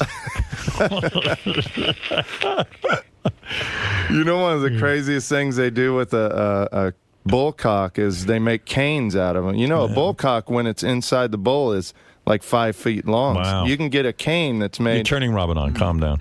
Maybe I'll get her one 5 for feet. Christmas. Yeah, just had some deer pussy lips. Your mom and I did. They were good. You had deer pussy lips? That's right. We just had deer pussy lips. Yeah, you got a dough. What are you going to do with that? Yeah. Pussy lips are good. They're rubbery. I mean, not too rubbery, but spicy, too. We just had squirrel taint. An ox penis. All right. Thank you, Richard. Thank you. Yeah. An Arkansas tooth. I can have them send some of this, and we can do a feed. How long does a deer last? I mean, can that last them all winter? Pretty much, yeah. They pretty much live on that and catfish. My dad catches a ton of catfish in the summer. A cunt of cunt, yeah. Ton of catfish. cunt. I thank you. You've said enough. Hey, country living, man. Country living. You know, Howard makes it almost a mockery of the way your life once was. You know, he doesn't understand it. He makes a joke out of it. But do you long for those days? I mean, do you miss them? No, because I love the restaurants in New York, and I love, you know, like a good steak and good Italian food in New York and killer pizza and all that. But I'm glad that I grew up that way. I'm very happy that I got to experience a lot of that stuff, and it's great memories that I have, and I love it. I love that I live in a place where that's very different, because that conversation we just had on the air in Kansas, nobody would think that anything's wrong with that. Nobody would blink a pig's eye at something. Exactly. You know, you hear about raccoon penis, and it's just another day on the farm.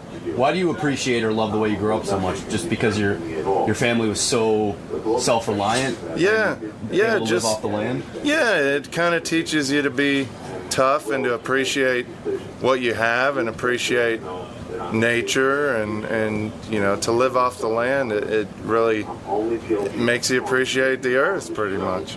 Do you think your East Coast friends are soft? Do you think we're very weak people? No, not soft, because, you know, go to the Bronx or Jamaica, Queens, nobody's soft out there, you know. There's a lot of tough New Yorkers and big city people, but it's just a different kind of tough, I guess, you know. If the grid goes down, I'm going to go stay with my parents. Well, they'll have plenty to eat and plenty to do. Now, give me your all-time favorite meal, like your authentic Kansas meal that, you know, your dad caught.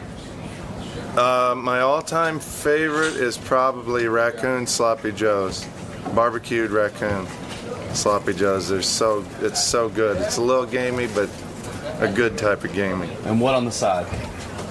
And squawk on the side. Squawk soup. So raccoon sloppy joes and some squawk. No, I'm just kidding. No, and taco tico on the side. What about for dessert? For dessert, gooseberry pie. gooseberry pie is awesome. Mama Christie's? Yeah, Mama Christie's gooseberry pie. You can't beat that. With some sugar on top. Sounds like some good eating. Yeah, wash it all down with the Milwaukee's Best, and that's some good eating. Well, all right. Y'all come back now, you hear?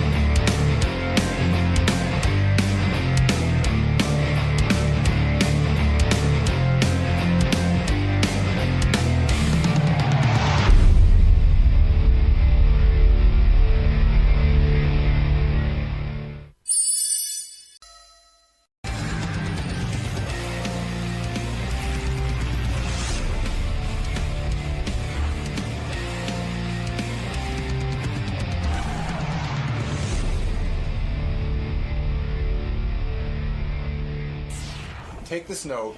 Again, there's two things going on there. You have to ask Sal what's up with him and the Long Island Psychic. His pitch the other day was insane.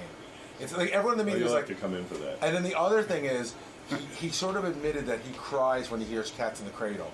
He goes, we were just talking, I don't know, he came at the meeting and he just goes, anybody else here cry when Cats in the Cradle's on? And we're all like, no. And he's like, oh, I love that song. It almost defies explanation. He pitches something, then you tell him it's wrong, he'll tell you, right, and contradict his idea. He'll spell everything wrong, he'll say everything wrong, and eventually things get back to the Long Island medium, to the point where his last pitch, he goes, look, this past meeting, he goes, straight up, Long Island medium, interview, she'll be great. And we're all... She was on Ellen, she was on Oprah, her time has come. Oh, and that tweet. And then afterwards he tweeted, afterwards or before, somewhere along the line, he tweeted the Long Island Psychic, like, great job on Ellen. There's just something weird going on. Put Ellen's name some connection there. There's something weird. Well, he's friends with the husband. Dating her. Right. Oh, he is friends with her? Yeah. There you go. But this, so what? I'm friends with a lot of, I'm friends with Jeff Probst. I'm not on here every minute going Survivor. It's his big celebrity friend. There's something else going on. Either is he ever going to admit it? I don't know. We don't know what it is, so we don't know what there is to admit. What is it, Balls? Hey now. Hey now. Hey, I just wanted to ask you, did you see the Tan Mom naked photo shoot? Yeah. Did you see that, Robin? Tan Mom was on the beach, did a naked photo, a topless. No, she was topless. Yeah, it was really good. It was crazy. Oh, it's nauseating, man. Yeah. I'm a happy retard. Yeah. Who wanted to see that? Because you know how, one thing, if you look in Playboy, chicks don't smile when they're naked. When you're naked and you smile, it's a bad fucking move. So Tan Mom's so happy to have her top off. She's smiling at the camera and oh my. Yeah, it's just crazy. Looking at the pictures. Oh, you got him. Yeah. The Tan Mom. I think Tan Mom's coming back in. We got her booked. Good. Oh, you got to get her back in there. Yeah. Yes. She's been up to a lot. Tan Mom. Everyone, I remember when we had Tan Mom on the first time, everyone was like, yeah, fuck you. How can you have Tan Mom on? And then when she left, everyone was like, Tan Mom is the greatest guest ever. You're right. You know who likes the Tan Mom pictures? Who thinks they're hot? Who? Sal. I knew it. Sal. What? Sal, you think Tan Mom is hot? Would you fuck Tan Mom, Sal? Sal's a weirdo. He really is. He's just a creepy weirdo. You would fuck Tan Mom? Yeah, there's something about her. Oh, we're so horny. There is something about her. You got. When's the last time your wife unloaded, jerked you off, or did anything to you? Like a month? I don't even want to talk about it. If you're into Tan Mom, you know what it is? That means you haven't gotten laid in over a month. At least. Is it true? When's the last time? Be honest. I got a handy recently. Really? Yeah. But no, fucking? No. Is that, off the table now, fucking? No, it's just that sometimes she's just, if she's too tired, I just, Dude, it's over. No, it's not. It's going so good. over. It's going good. It's going good. She jerked you off once? Yeah. Why'd she even do that? Like I put a hand there. You were actually working her hand? Yeah, pretty much. You know. So what's going good about the marriage if it's not sexual at all? It's going, you know. When's the last time you got laid? Seriously. Be honest. Don't probably bullshit me. I'm not. Probably about 3 weeks ago. Ah, you're lying. No. I see the wheels turning in your head. No, about 3 weeks ago. You're weighing it all out. You're not being honest. I can't. I can't get in it. I have enough problems at home. I can't get in. Why don't you let Richard blow you? It's going great, but he has enough problems that he can't. Well, why don't you let Richard give you a hand job once a week? Something to look forward to. I think he would want to. Yeah. Richard in a wig looks like Tan Mom. Right. If you're at the point that you're like attracted to Tan Mom. You know what it is with Tan Mom? It's because she's off the wall. I love batshit crazy broads. Yeah. Oh, my, come on. Every crazy girl. Did you see the topless pictures? They're not too shabby. If you look from the belly button up, oh my God, you know, wow. And the fact that she's kind of like, you could tell she's shaved. She has that little skimpy bikini. I'm gonna wait. It's not. Oh. I don't think Tan Mom looks like Richard in a bikini. That's probably why I like her. Down syndrome. You know, in bad shape. Crazy girls, Howard, are the best in the sack. They always are. You know, that's the thing. Every time you see a guy with a smoking hot chick, you know he's going to bang her well, but you know that he's in for a lot of bullshit. You want to come clean on this whole Long Island psychic thing that's going on with you? Absolutely. Everyone tells me you're out of fucking control. Howard, we have a writing meeting, and everyone pitches stuff for the show. You know, everyone go. Sal's been on a mad tear to get this Long Island psychic on the show, but like in a bizarre way. Like even if he's pitching something else, it all comes back to like the Long Island psychic. Right. So you're wondering why? You know why? So... Primarily, everything. Like I grew up on Howard. Do you know them? I've met him. Yes, they're in my neighborhood. I thut the Long Island psychic is a woman. She is. I met her husband, and husband's a huge fan of yours as well. But everything that you know how I feel about psychics, right? That's why. I think this is the one time that I can do something where I can really change your mind. I really sincerely believe that. You idiot. You're an imbecile. You know that. I sincerely believe that this lady is that fascinating. Howard, I went to Westbury Music Fair. 3,000 people. Right. I mean, she would just call out people. I mean, a lady way in the back. And what did she say that blew your mind? Like, motorcycle accident. Yes, right on the money. What's so funny about that? If I said someone in 3,000 people, someone had a motorcycle accident, don't you think someone in the auditorium had a motorcycle accident? I mean, the odds are there, but for her to specifically pick out the person, and Howard, I think that this lady really could change your mind. I think she could bring some. I think she would blow everyone away. I mean, she's been on Ellen, but I don't care. She's been on Oprah. Well, I've already told you no about the Long Island psychic, and you won't let go of it. Like, there's something. Are you having an affair with the Long Island psychic? You know, Howard, I've never talked about this, but I've always been fascinated with mediums. Even when I was a child, I used to. So you're not in love with her? No, I used to read George Anderson's books. George Anderson was the first one. He used to be on Channel 6, and predict what I'm thinking right now. I'm an idiot. No. Go ahead. You can do it. What you're thinking? What am I thinking right now? I'm thinking you should get the fuck out of the studio. Okay. I thought you would know that. Howard, but I just got to ask, because this is the big question on everybody's mind. Are you in any way, shape, or form, Sal, getting anything from them, whether it be monetary or anything else, from the Long Island Psychic? I swear on my children and on a stack of Bibles. I think this lady's. I watch this lady religiously on Sunday night. What did she tell you? Did she tell you something about yourself? No, as a matter of fact, she's very apprehensive about coming in. She told me nothing. I never asked. She should be. I never asked for a reading. Nothing of the sort. I think that Howard. You want to keep if that whole. If she's for real, why is she apprehensive? Well, because Howard could, Howard hits the hard hit. Howard asked the powers. No, he asked the hard hitting questions. He's a tough interview. My powers will take on her powers, and my powers will win. That's what's going to happen, Sal. Howard, can I just tell you something? That whole thing about him going to see her at Westbury Music Fair, we sat him down in a meeting and it sort of explained how it works, if you know what I mean. And he goes, "Oh, I understand." He seemed to be off the psychic, but now he's right back on it again. I'm skeptical. Once you explain something to him, he forgets 2 minutes later. That's why he doesn't remember anything from school. Like a dog. Like a dog. Yeah, like seriously. He learned United States history, but he can't remember any of it. There was no need to retain it. Yeah, well, you're not retaining this. The Long Island psychic is not a psychic. Retain that. I will do what if I'm wrong, I'll do whatever you want. Every psychic is fake. If you're wrong, what was? You'll blow Richard if you're wrong. I won't do that. Yes, you would. No. He said whatever he wanted. I don't know, but I'd be willing to do something crazy. I don't know what it is, but I'm telling you, Howard, that this lady's absolutely fascinating. So what, you going to come in and tell me about myself? I mean, you could look that shit up. Yes, you could. No, but I'll tell you what. I'll pick a homeless fucking guy from the street. Let me hear the Long Island Psychic just tell me the guy's name, and then I'll say she's psychic. Okay. She don't have to tell me anything about his future. Just tell me his name. Well, and if she can do that, that's right. She doesn't get that. Well, no, she talks to the dead, Howard. She'll talk to the So let a dead guy tell her this well, the guy's dead name. can't even tell her who they are. Right. Absolutely, they can. No, she. Ask, no. I've watched this woman on TV. She'll go, who was the one who died suddenly? And then the person tells her who it is. Right, of course. No, it doesn't work. Benji was a phone psychic. Enough said. Okay, he was. He made a lot of money doing it. Really? Yeah. You never that's heard a that scam. story?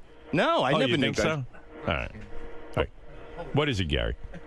What the fuck is with Sal and this psychic thing?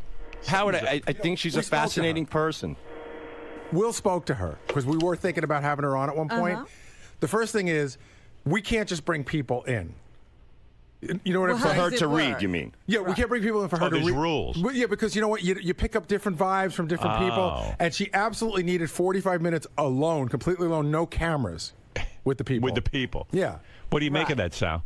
That's interesting. This is where we left him 2 months ago. Right. We told him this, and he goes, "Oh, wow." We're not interested in leaving people alone with the Long Island Psychic for 45 minutes. I'm with you on that. And I when want a cold read. I would love. I mean, look, Sal, look at me. You cold worship read. me. I agree. You worship me. Cold right? read. I'm on your page. You worship me. I'm on the same page. If you would just listen to me about everything, your life would go a lot smoother. And I listen to you about 99% Give your brain of over the to time. me. Your brain's not working well. Why would you listen 99% of the time? Because I think I could. What's the 1% on your own that you think you're doing well? Right? That's a great question. 1% is the shitty area that you get into. That 1% is destroying your life. When you listen to your boss, everything's fine. It really is. Yeah. But Howard, I think she's a fascinating guest. All right. Sal, look at me. She's never coming in here. We're not interested in putting her in a room for 45 minutes with people. Right. It's never going to happen, and you should give up on it. And I will. But if she's listening and she would be willing to omit that 45-minute pre-interview, could she possibly come in? If she's willing to omit that. Omit it? Omit it. Omit. O-M-I-T. Omit. Omit. I'm admitting bullshit. But here's a point. Here's a point, Howard. M-O-U-S-E. So you've told him that she's not coming on the show. Right. That will not deter him in any way from on a personal level. Because, he tweeted about her the other day. He tweeted. It was so weird. It was like, hey, Long Island Psychic, great job on Ellen. Yeah, I watched her. So why are you tweeting it? Like, why are you promoting her so much? I really sincerely enjoy her. The same way you would promote something from Rolling Stone, for example. I don't tweet much. I don't have many interests. I have I have the Long Island medium. Yeah, I mean, holy mackerel! You got to see me. I was embarrassed at Westbury. I had like a box of tissues on my lap. You were crying? Yeah, I had to wrap tissues around my fingers because I was so embarrassed. So I would make these finger cots and just dab my eyes constantly. Because you were crying with the Long Island Psychic? I was crying, yeah. What did she say that made you cry? This stuff she said, how would just blow you away. I mean, there was a lady in the front row, and she said, your son passed away, and you just put a card on his tombstone, and the lady almost passed out, and I just lost it. I'm like, wow, this is pretty... I always wondered who bought that stuff, and now I know. Now you know. Sal. By the way, in the writing meeting the other day, he also told us that the song Cats in the Cradle makes him cry. So he cries a lot. Cats in the Cradle? Well, having 3 kids and, playing ball, and you don't have time for your children. And then that's a different... Isn't it, I'm going to be like you, Dad? That's the one you cry In other words, that's the one, Cats in the Cradle. But is that Cats in the Cradle? Yeah, but you're a good father, so why are you crying? I'm a good father because the way I grew up, I mean... I don't get along well with my dad, and I don't want my children not to. I don't blame your dad. Who could fucking tolerate you? Thank you. Honestly. Well, no, I don't your dad decided to have a kid. He didn't know it was going to be you. He was hoping for something. He had a lot more than me. He was hoping. They're all over the country. My uncle got. Are they all Are they all fans of the Long Island Psychic? I don't know. But maybe I want the psychic here to find out if I have other siblings out there. Right. Do you think you do? Yeah, I do. I met one of my siblings in a casket. One of them died. My dad got a call one day at the pizza place, and he fainted. I thought my mother died. It was my half-brother that I never knew about. All right. Okay. Whatever. Does he have relationships with these people, these other children? Who knows? Well, they're his buddy or his uncle or some shit. He barely has one with Sal. Why are we to pay attention Matt, to you're that? on the like Sal. He claims when he doesn't have a relationship. Hey now, Howard. Yeah. Sal. Yes. You're an imbecile. Anyone over the age of 10 knows psychics aren't real. You know what we ought to do? We ought to. Houdini proved it years ago. Yes. I told you about that. Yeah, with the whole. He had a secret word he gave his wife. Yep. So she'd go from psychic to medium to medium. She'd sit there and say, "Okay." She goes, "I'm talking to your husband right now." And then say, "Okay, what's the password?" And they go, "What?" "The password that my husband gave me." Right. He said he wanted to prove whether or not they were psychics. They go, "Well, he's not talking about that." Right. Somehow he doesn't want to talk about it. He didn't want to talk about that. But that you see, a puff of smoke will appear, and that's your husband. Hey, there are frauds in every vicinity, in every form. There are frauds, but there are also. I think this lady is the only one because I've heard you say this your whole life that they are frauds, Right. that they're charlatans. These Why people. are you thinking again? I don't know. See, when he thinks, And that 1% overrides the 99%. That's what I'm telling you. yeah. Yeah, I'm telling you that it's higher than 1% when he thinks for himself. Well, I'm not good at math. You're probably right. All right, now all right, goodbye. Sal. Yeah. Does this officially mark the end of your pitching of the Long Island medium? No. What keeps you so captivated about her I think craft? she's a fascinating person. I think what she does really would surprise and shock a lot of people. It's just one of those things. You're a skeptical guy, though. You call bullshit on a lot of things. Yeah, absolutely. Why does this get a pass? What makes this so magnificent? I think it's worth exploring. It could be bullshit. I doubt it is, but I just think it's worth exploring. I think this is, if there's anybody out there that could perhaps change Howard's mind, this would be the only person. That's primarily it. Knowing her husband, have you ever... Well, I know her husband through... Like, I didn't know her husband before. Okay. Like, by tweeting and stuff, and her husband being a Howard Stern fan and whatnot. Have you ever consulted with her? Have you ever gone to her and asked her to do a reading? Or no. If that were the case, what are you hoping to find out? Do you have any interest in your own personal life of maybe using her skills and finding out some information that you never got to find out? Probably my half-brother, who I never knew, who passed away on me. It was my dad had an affair before he married my mom, and he had a kid, and that person killed themselves. So I was always curious about that. What happened there? That's one of my big curiosities. Being a skeptical person, do you have any assumptions about how she does it, how she's able to connect, or do you think is there a possibility that she has psychic powers, in your opinion? I think the way she operates, I've never seen it before. I've seen a lot of mediums. There are a lot of skeptics out there. There are a lot of go-to questions. I primarily know the fundamentals and how it works and how some people can get away with it. But based on how she specifically can pinpoint things, it makes me really curious about her. That's what makes her stand out, that she's exceptional to this.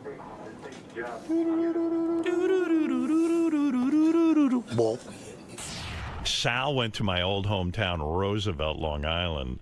Oh, yeah? Which I can't even believe. And he stopped off on his way home and did some interviews with people, and like trying to ask him, hey, did you know Howard Stern grew up here? They don't even want to know about that. Nobody wanted you? The black folks in Roosevelt did not want to hear about it. Hey, Sal, was it freaky when you were there, or what? It's a pretty bad neighborhood, man. I grew up in Bayshore. You got me beat tenfold. Yeah, I know. Well, I got everyone beat. But for the most part, everybody was pretty nice. You know, we just went in front of a bodega. And bodega. I grew up in a neighborhood with a bodega. There's a guy who shows up with Italian shoes. He pulls out of his shoddy van, and you know that the lock that you use when a door doesn't work. It's just like that clip with the hook. Yeah. That's what he used to close the door on his van. So he comes out with these Italian shoes that are covered in raccoon fur, and he's trying to sell it to the Indian guy behind the counter. It was pretty wild. You mean there were actual stores in business? Somewhat. But they're all burned out, right? There was a laundromat next door, and the lady went inside the laundromat to smoke. Yeah, and you can't tell anybody what the rules are. Oh, Forget no, it. no. You will get so fucking beaten and shot. I swear to God, Howard, I had a nightmare that night. I really did. It was really, really scary. I had a nightmare every night. There was a great moment where we were in the meeting and somebody came up with this idea, and Richard goes, well, we should go out and ask people if they want to get a statue erected in the town square. I go, town square? There's no fucking town square. The whole town is 1 square mile. There's no square anywhere. Howard, I know I said this before, but I grew up in the next town, which was not a great town. No. But that bridge to the Southern State, if you went over that bridge, it was like escaped from New York. Like if you went over that bridge, you were not going to get out with your bicycle or anything. Imagine going. Really? Yeah. No. Yeah. Oh dear. Yeah, I had friends. Their parents wouldn't let them visit me on their bicycles. My friend Lou would actually ride his bike over. He's crazy. Brave kid, brave. I remember I'd ride my bike to Baldwin, and it was like, oh, freedom, Baldwin. I was so jealous that he lived in Baldwin in a white neighborhood. In fact, there were ways to get to other parts of Long Island, and you could go through Roosevelt, and we would take the long way around. You know what I mean? You wouldn't go through Roosevelt. Yeah, no. I went through Roosevelt because I lived there. My house was there.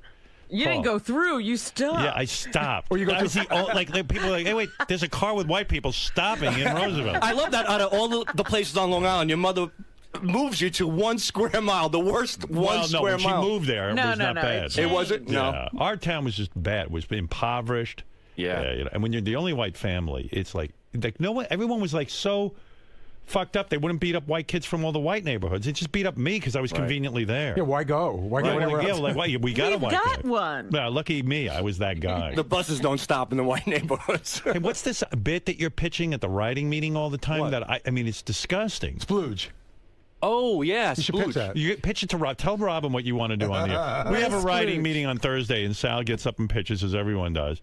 He's been pitching this same thing over and over. Well, you know the TV show Splash? Yeah. Yes. And I came up with the idea called Splooge. And what it would be is that we would line up all the guys, like in bathroom stalls. And the first guy who could drop his load the quickest wins. Who's the guy who could splooge the quickest? Where would you suggest we're going to do? I mean, like... You know what happened? One day I was... Like, I'm going to go beat off with the rest of you guys and see who can come the fastest? Yeah. And, like, how would Weren't you looking forward to that? Didn't you get excited when you heard that? I mean, first of all, who thinks that they want to do that? I think it would be great. How fast do you think you could blow a load? In under 2 minutes. Under 2? Yeah, I think so. Howard, in the But meeting, that's not a tribute. in the meeting, Sal said, from just the way we were sitting, doing nothing, from flaccid to finishing, he thought he could do it in 90 seconds. Oh, my God. There's a guy who hasn't gotten laid in years. That's what I'm saying. It means you're not getting any. You think you could stand in a booth while all the guys are there, like in a stall? Not looking at the guys, right? No, right. We'd all In a be stall, lined up. And you're saying you could beat off to completion in 90 seconds. I think so. I think I could beat everybody. Wow. I think I could complete. I think I could. Now, splooge where did you first. envision we do that? Because you know we can't do that here. It's serious. Maybe Richard's apartment. Hey, sure. I don't care. You know, to make it With harder the to raise gerbil looking at you. Can you think of something more disgusting? to raise the stakes, maybe we should just do it side by side, everybody. It would be hard to get Can in you the ever record. come up with something sort of cerebral that we could do that where people go, hey, well, that's really witty? Yeah, I've done that too, but you have to, you have to think outside the box. You certainly do. Yeah. And did you see Teresa Caputo was on Dr. Oz? Oh, dude, he's hung up on the Long Island Medium. Yeah. After that girl, Sylvia Brown, who's one of the most famous psychics, because that fucking moron Montel Williams would have her on all the time, and people would assume that because Montel's having her on that she knows something. Right. Did you not hear that tape that we posted on Mildred? Yes. So after you hear the tape of somebody who, and you hear Amazing Randy talking about how psychics are all fake. Right. And how Sylvia Brown told that woman whose little girl they just found was dead. And the woman died. Yeah. But before that's not, this child was That's found. not Teresa Caputo, Robin. That's the thing. Oh, God. There are frauds. There are frauds in every. Dude, are you every fucking forum. insane? Howard, How do you not have a brain? Do you respect Dr. Oz? No. You don't? Not if he had her on. He did a brain scan, and when she went into her readings, Howard, her brain completely changed. Shame on you, Dr. Oz. No, don't say that. Who is Dr. Oz? Is that one of Oprah's retards? Yes. That's the only pic she's ever found that's decent. Oh, here's a picture of Sal with the Long Island Medium. And Richard. Oh, really? Yeah. He's like, oh, no. Who's that? Our husband? Yeah. No, he's happy. He's happy as can be. He loves you. He dressed as you for Halloween. Yeah, I bet. Larry Caputo. Yeah. I wonder if, like, when they're in bed with each other, does she still pretend to be a medium, like even with him, or do they sit there and like? Well, they claim that's why the whole family's on the show. That she does this constantly. That she never comes out of this mode. Do you do you think like she's kind of even convinced herself that she's really a medium, or does she confide in the husband and go, "Look, man, we do this another 2 years. Get the fuck out of town," you know what I mean? We get that idiot Sal to get us on the Stern show, and and then that's And it. we'll clean up and get out. Her claim is that she doesn't even know how she does it. Yeah, well, I know how she does it. All righty, but I still believe in Teresa. I think she can prove you wrong, Howard. She's quite amazing. I mean, I've seen her at Rustberry where ZZ Top will be on Wednesday. Yeah, and well, Again, has she ever done a reading on you? No, and to tell you the truth, I really don't want one. Yeah, you might. Why find out. not? There's things you might find out what a moron he is. I don't know. I think she would. She's an amazing woman. Bye. All Okay, right. good. All right. Well, we have our differences. All right. Hopefully we could get She her might be an amazing woman, but she's not psychic. Oh, she's amazing. Okay. All right. Thank you, Sal, with your psychic. Salvatore. Hey. How did you manage to go from a segment where Howard was proud of you to one where he's back to thinking you're a moron? In a Very matter of simple. minutes? I opened my mouth. He's proud of me when I'm not in the studio, doing my work, putting it together, playing it, praising. Then I come in, I open my mouth, and the tides turn. And I walk out being a vegetable, the biggest dupe in the world. So why continue? But still a proud employee. True. Of the Howard Stern Show. Why continue to fight for this woman? Why is it? It hardly seems worth it. She was on. She was on Dr. Oz. Don't you dare laugh at that. Scientific proof. They did brain scans on her brain when she was doing these readings.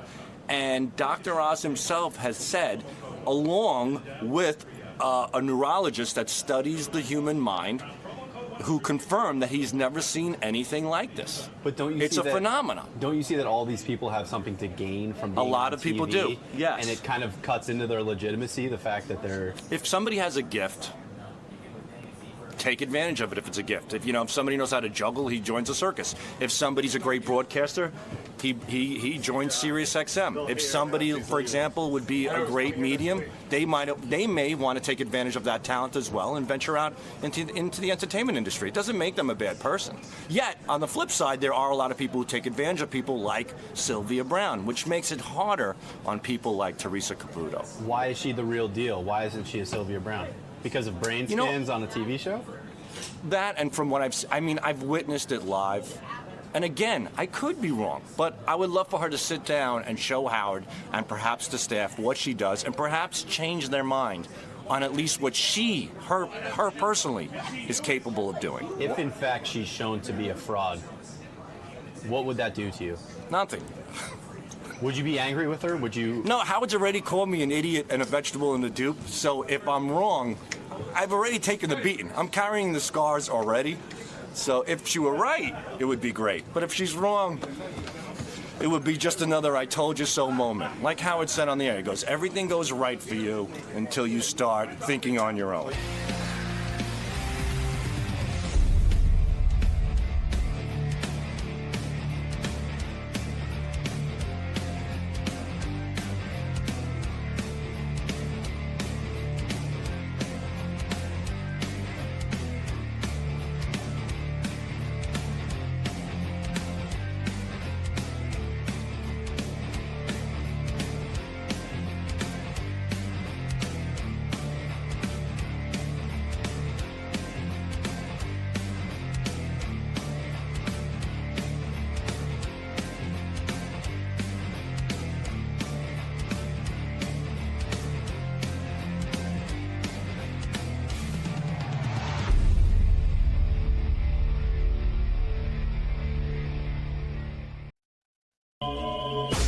I thought it was particularly good. John Hine and Gary Fafafui Delabate doing a great job. I heard it and I liked it as well. It's very entertaining. It was very, very, very I good. heard some things about it. Yeah, it was good. Lisa G was on there complaining about the news and my new edict where They seem to have lost their minds over there. Well, Benji, I like that Lisa's angry about it because it shows she doesn't get the joke. Benji hit it on the head when he said she doesn't get it. The reason I want the news department to function with rules is so that it sounds like a real news department. That's the joke of it. All they're doing is covering our stupid world. Exactly. And it's a spoof. And it's a spoof, so the spoof has got to be, in other words, she's going, well, we should be revolutionary and different. Howard never bowed to any program director's rules, and that's true.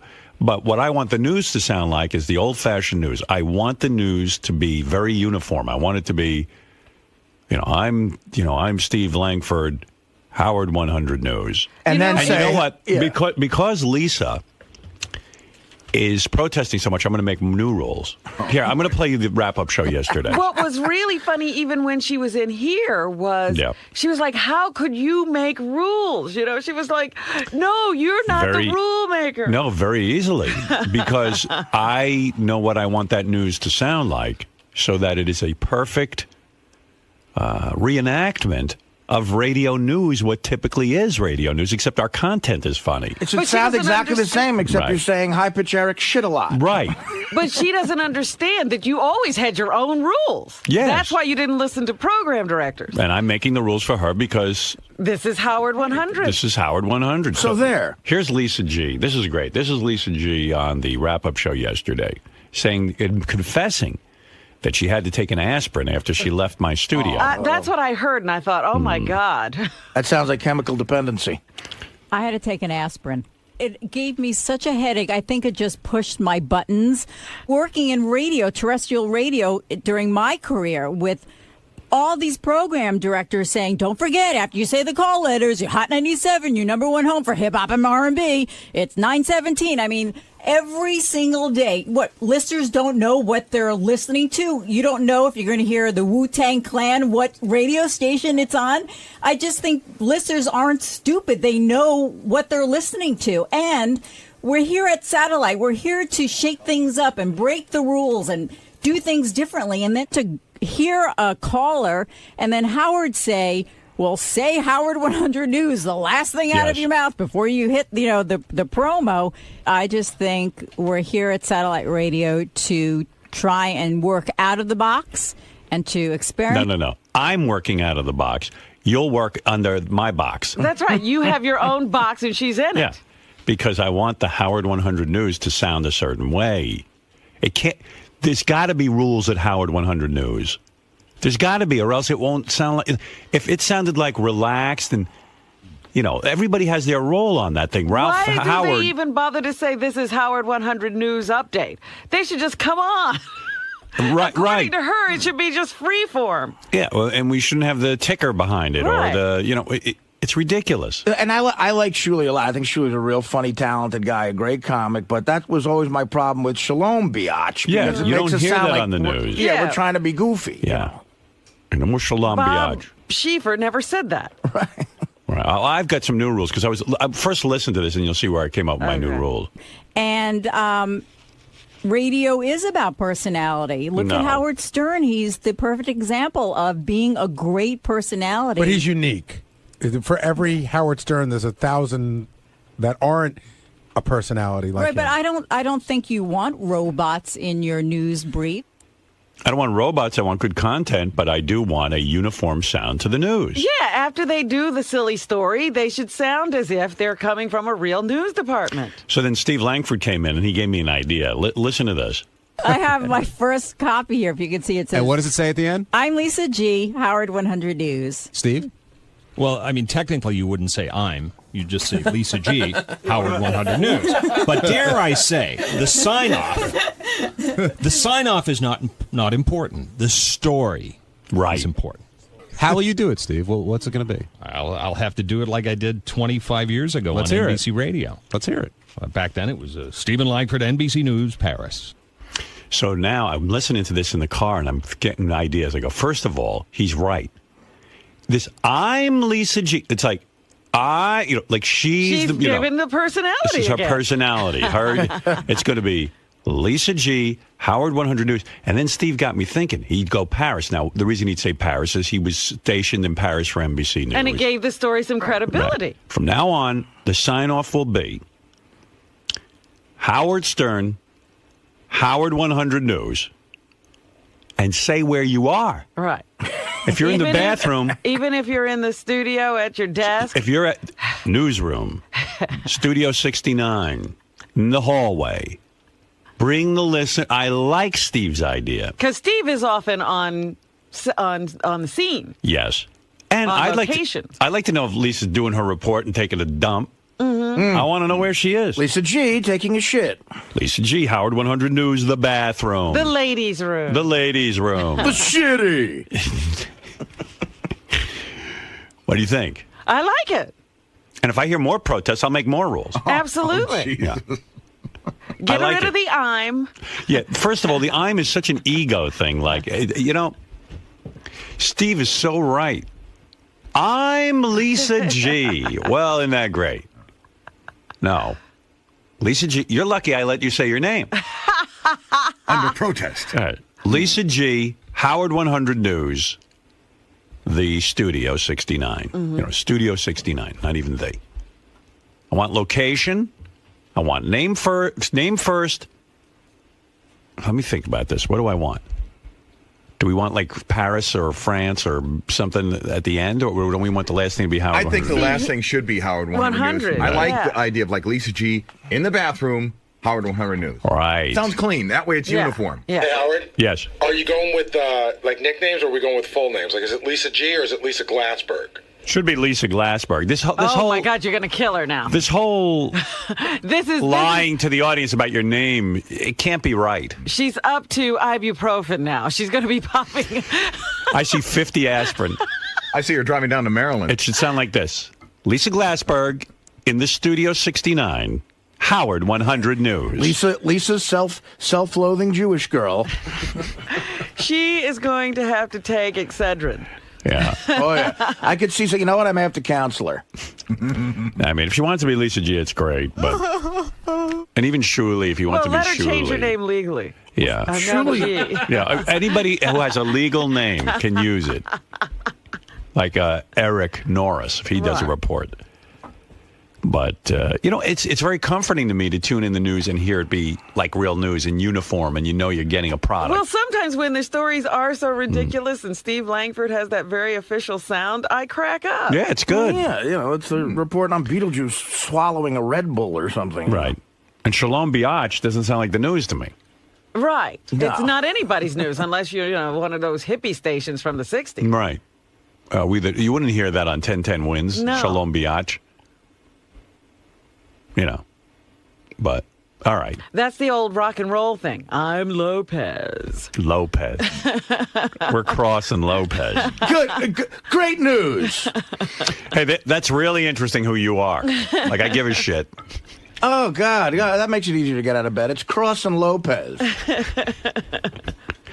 But the whole I'm Lisa G. Yeah. Like, okay, so what? How does that get me through my day? I'm an egomaniac. Yeah. She should have to sign off, I'm an egomaniac. That's great. Violin playing shut-in, Lisa G. Wow. 30 like we don't double do the whole show like that where I go, I'm Howard Stern. No. We hardly ever say who we are. Yeah.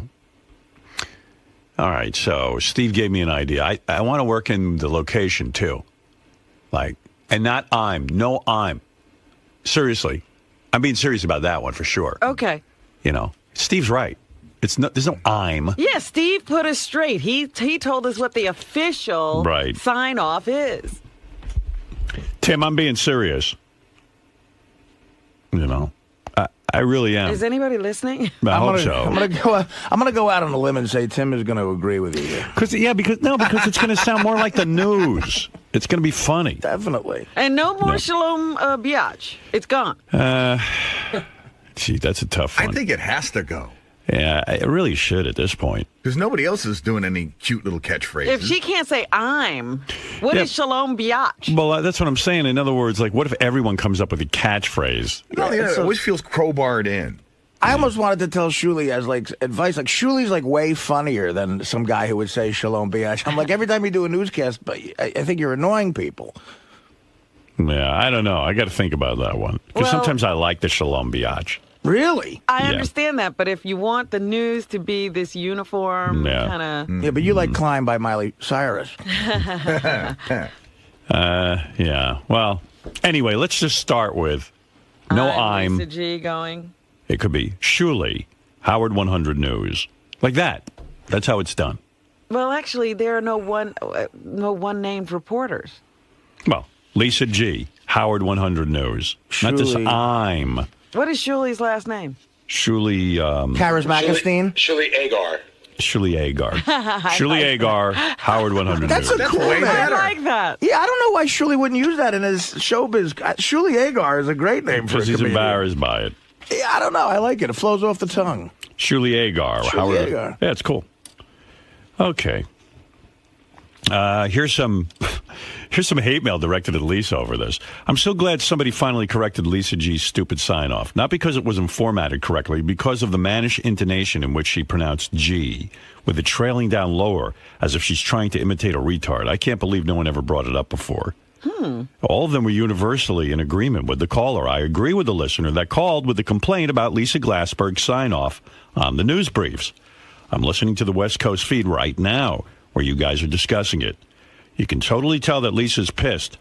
She can't have her own sign-off with that annoying, I'm Lisa G. Then the guy writes, fucking conceited cunt. Everyone's so angry with poor Lisa. I do love Lisa. You're so to another place. Oh, you're so agreeing with pig virus. I can't believe I'm hearing this. So fucking annoying. She should be stricken from the channels.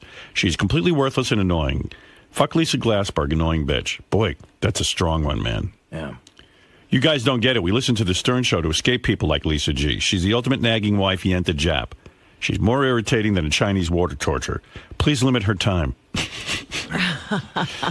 Does Tim Sabian not get it? She makes us all change the station. Wow. DJs like Lisa G are the reason I am a subscriber. I had to get away from these people on regular radio, and she is haunting me on the Stern channels. Please get rid of her. Make her a producer or something. Haunting. Please keep her off the air. Please, please, please. Oh, my God. Haunting, like remember the old TV show in the 50s, Topper, where the two ghosts come back and haunt Topper? Yeah. Lisa G is haunting our station. Marion and George. Someone says, this is another strong one. Lisa G is a bitch, and she gets offended when her vanity is in question. What a huge ego. The fact that she uses G instead of her full last name shows the self-hatred about being Jewish and the pretentiousness in her prima conta attitude. The attention is getting to her head. Well, look, I don't agree with any of that, but I do agree that there should be rules for the news department. Listen, and as Robin points out, there's rules for me. I have my own rules. I do certain things a certain way because I know they work. And I don't even know what they are, but there's an internal list of rules somewhere inside of me about how radio should sound. And I'm merely stating that the humor in the Howard 100 News Department is that they have a universal sound. Didn't you create the news department? Yes, I did, in my own image. Yeah. On the 6th day, I created the news department. In the shower. Right. All right, here is Lisa Glassberg with the Howard 100 News. Lisa hasn't branded herself? No, she's not like Madonna. I'd like to brand her. Here comes Lisa Glassberg with the Howard 100 News. That's not my name. I believe it is your legal name. I'm only using legal names in the news department now. Are you legally Lisa G? Yes, but I'm registered as Lisa G and I'm trademarked as Lisa G. But are you legally Lisa G? Have you? Is your legal name? No, but if that's what it takes to keep it. So what you're saying is that if a woman takes a married name, and gets divorced after 20 years of marriage, she should go back to using her maiden name. I'm just saying she can't work here at Howard 100 News. That's what I'm saying. Good. Right. Who are you married You are to? a chess player, Howard Stern. That's You're right. good. All right, Lisa, you know the new format. Leave it up to you. The SPCA has revealed to Howard 100 News that High Pitch Eric's pets have in fact been adopted. This after the animals were taken away from the whackpacker due to neglect. Eric has recently claimed he was able to get his pets back, a claim an ASPCA representative says is entirely untrue. The organization does not release the names of people who adopt their animals. However, the representative says, quote, there was nothing we could do or we could ascertain about any of the adopters to indicate that the animals would end up with Eric again. So there's nothing they could really do to prevent that from happening, but they're pretty sure that they went to the right people. High Pitch Eric's animals have been adopted out. Mhm. Oh, thank God. Oh, those dogs must feel such relief. Well, it was a dog and Two what? cats. 2 cats. And they got them homes already, huh? Mhm. Wow.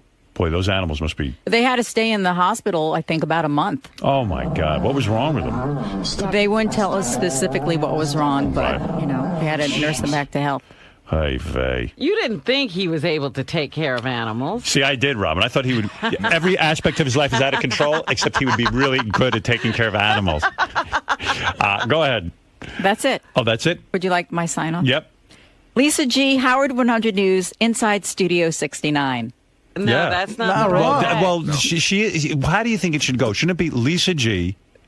From Studio 69 for Howard 100 here it News. is. Okay. She got to end From with it. Studio 69, Lisa G, Howard 100 News. There you That's go. perfect. Yeah, that's how we're formatting you. You need to be formatted. I went to the Connecticut School of Broadcasting.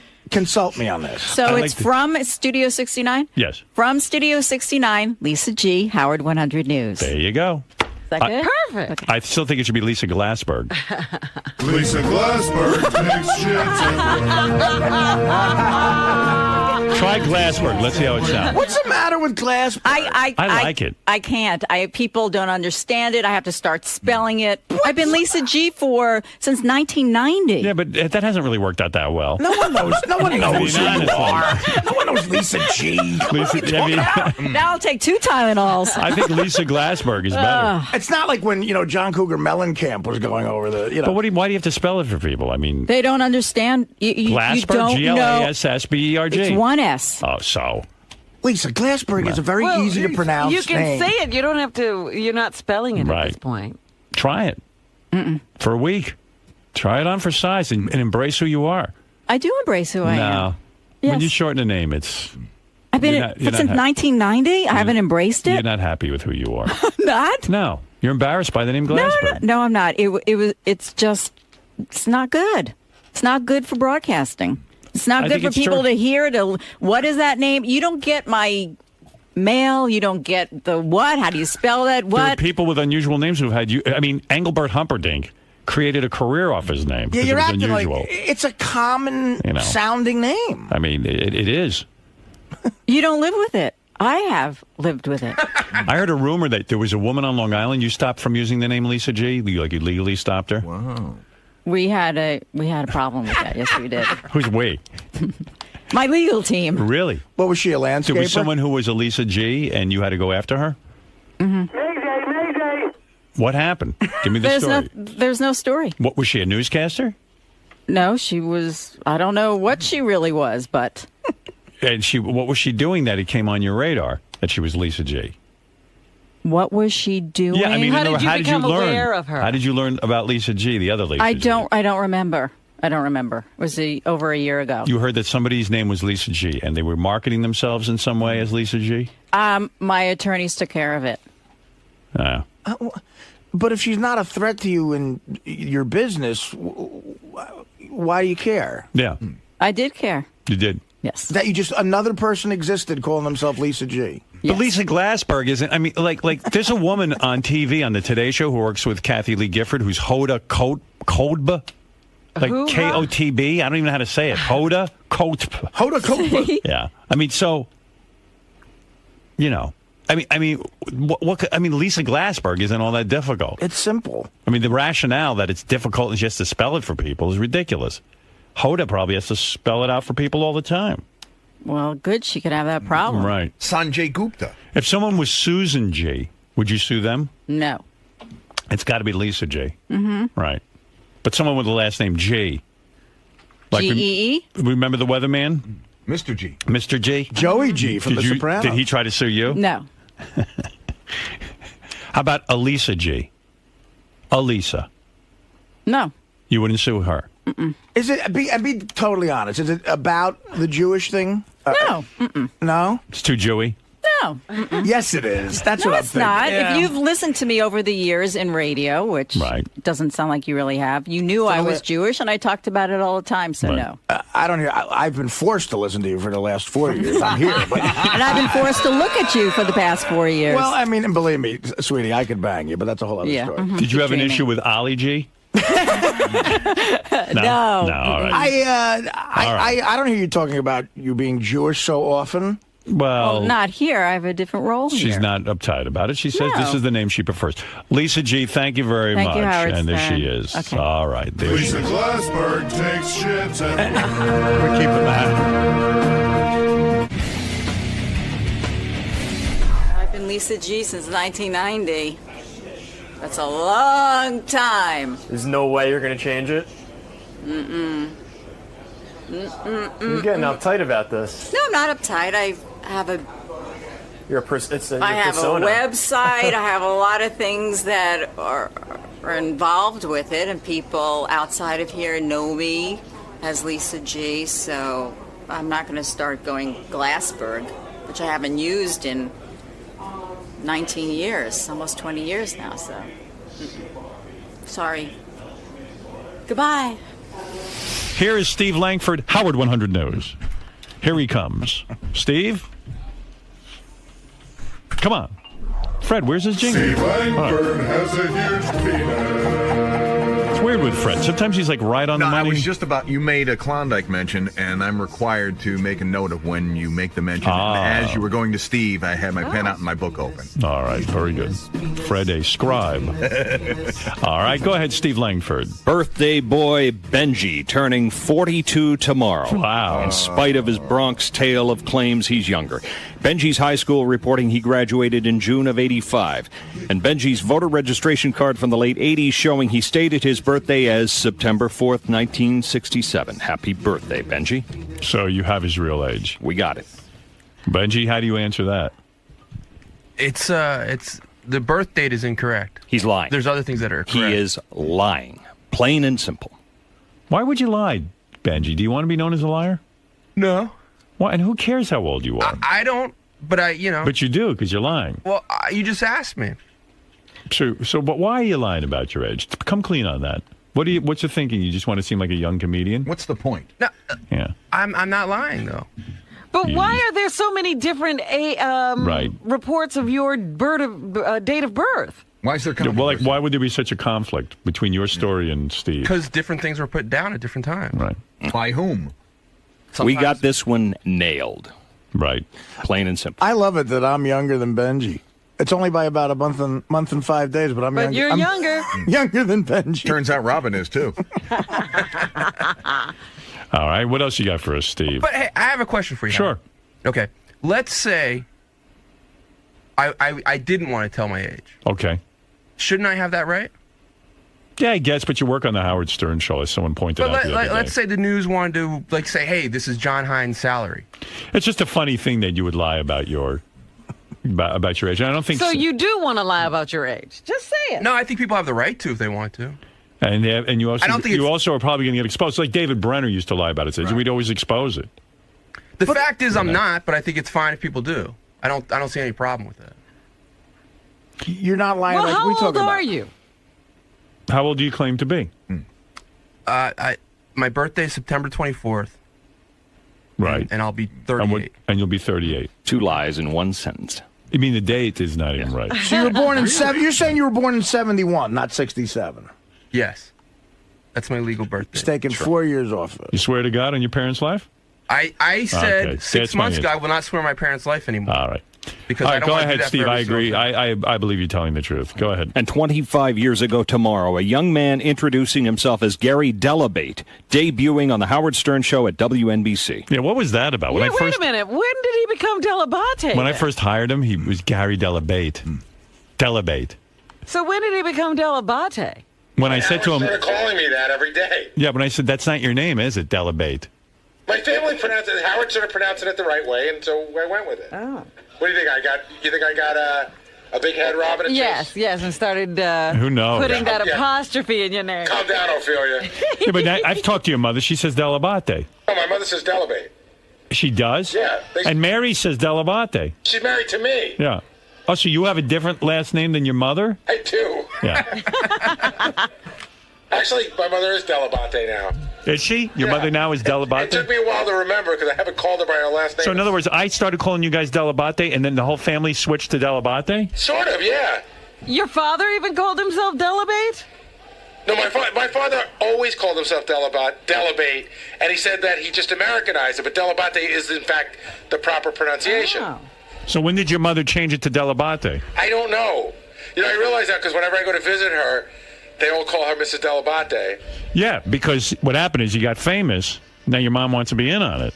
So she became Delabate. She realized, I'm going with At it. 82, my mom's in the nursing home cashing in. Well, you know what I mean. She likes it. She does. Yeah. Yeah. Now Gary, that's why Gary's a good employee. You hear that, Lisa Glassberg? I changed Gary's name, and he just goes with He it. went with it. Goddamn right. I wonder if his mom would have gone with whatever name I switched his name to. Like, I should have been a little more creative. And taken it completely out of the Delabate realm. Right, like Feinberg. Mrs. Feinberg, your room is ready. Anything else? And troublemaker Sal the stockbroker just revealing he has created a new website, lisaglassberg.com, spelled both ways. Wow. Well, Sal all over it. All right, thank you. Stern News 877H100-TIP or email howard100news at sirius-radio.com. And your sign-off? Steve Langford. Steve Langford, Howard 100 News, New York. Thank you. No, wrong. If I'm in the field. No. Steve Langford. No. From New York. Steve Langford. That's not. All right. From Howard Studio. But if you want to do it traditionally, you put the location, the date line at the end. No, I want Howard Bill 100 Plant, last. CBS News, Washington. Oh. That's I see. Always the way it is. Yeah, right. All right, I'll But get back to that. I think the other one is way better, though. The identifier is Howard 100. Just say Steve Langford, Howard 100 News. Yeah. Unless I'm on location somewhere. Forget location. But I mean, it's part of the story. Dateline. Yeah, but I want Howard 100 News last. I'm trying to format this thing. I'm trying to get it under control. I need your assistance. Thank you. Thank you. All right. Steve Langford has a huge penis. Right, Robin? That's right. No. We have to work the kinks out of this. Yeah, Robin knows. That goddamn Langford kid's insubordinate. So, Brad, Yes. what do you think of the newest format change? Well, it's changed, I think, 3 times today. The latest one is now Lisa G, Howard 100 News. I certainly agree with the way that format is. There's still a question about Shalom Biatch. I am on the fence about it as well, as Howard is. I think it's kind of run its course, and Shuli actually agrees, and Shuli seems to be fine with letting it go, so let's let it go. But we'll wait and see what Howard's ruling is. Like I said before, this is the Howard 100 News team. We take our word from the king, so we'll do whatever he says. Now, why do you think Lisa G's having such a hard time with this? She's not anymore. I think it was a knee-jerk reaction initially. It kind of reminded her of, her old program directors who drove her crazy. And it was kind of a knee-jerk reaction, and it kind of got out of hand. So, Shuli, how do you feel about this whole new news sign-off?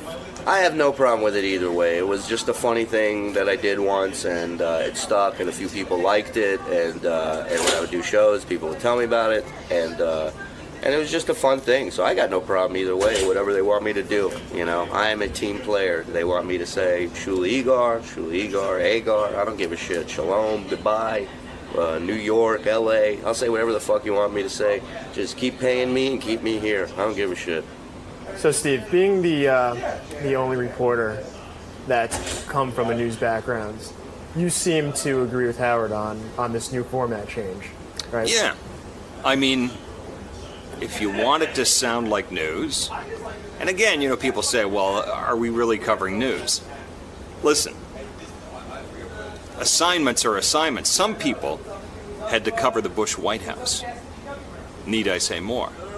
The fact is, news is what people want to hear or need to hear, and we cover the Stern world for listeners and fans who want to hear about The Howard Stern Show. So if you want our news to sound like news, you do it the way that Howard suggested. And that is, standard sign-off in the news business in this country is always Joe Blow, CBS News, New York. But at the end, Howard kind of changed that. He, with the location, he's not too crazy about that. Yeah, I mean, because some are suggesting you want to end with the product. That is Howard 100 News. I understand that. But if you want it to sound like 1010 Wins or CBS News or whatever, you always sign off with your name, who you work for, and your dateline. And that's what you're going to do? Well, no, I'm going to do what they want to do. Because, I'm glad you brought this up, the sign-off isn't important at all. My name is not the slightest bit important to the story. My story is important. You want listeners to remember the story you told about the news.